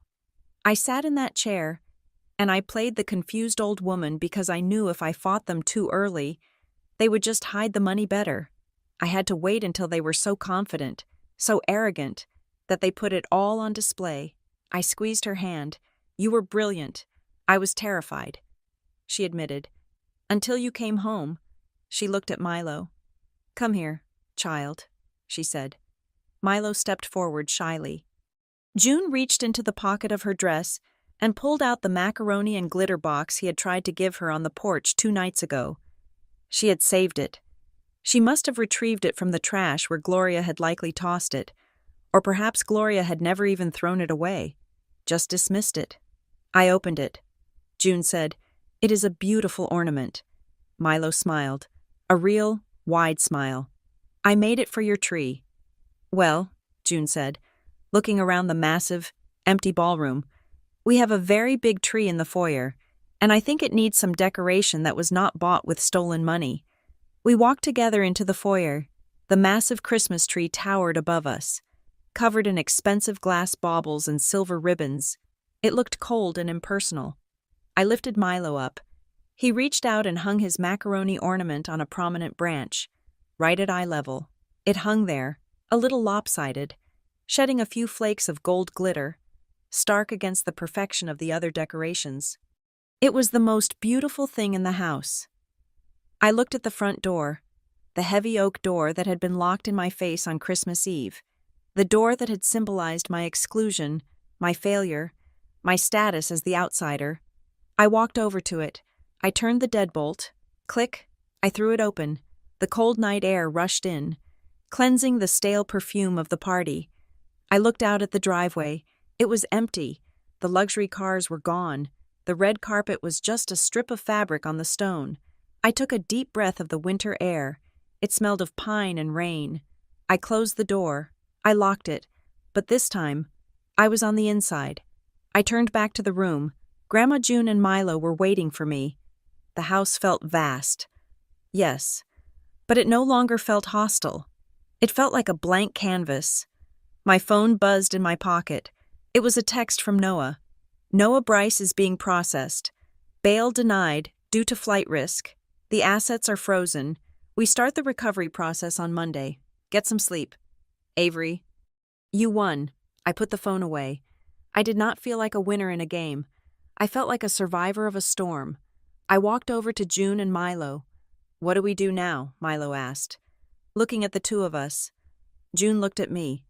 She lifted her hand, and I took it. I took Milo's hand with my other. We formed a small chain. 3 generations standing in the center of the reclaimed kingdom. Now, June said, her voice strong and clear. We have Christmas. I looked at the ornament. I looked at the woman who had saved the house, and the boy who was the reason I had fought for it. The screen at the party had gone dark. The microphones were off. The audience was gone. But as I stood there in the quiet, holding the hands of the only people who mattered, I realized that the loudest statement had not been made with a speech or a video. It had been made by the silence that followed the truth. Gloria and Bryce had spent their lives talking, bragging, lying, manipulating. They had filled every room with their noise to drown out their emptiness. But tonight, the house was finally speechless, and in that silence, we found our home. Thank you so much for listening to this story. I hope Avery's journey of reclaiming her dignity and her family's legacy resonated with you. I would love to know where you are tuning in from right now. Please drop a comment below sharing your location and your thoughts on how Avery handled her family. If you enjoyed this story, please subscribe to the Maya Revenge Stories channel, like this video, and smash that hype button to help this story reach more people who need a reminder that sometimes silence is the loudest revenge.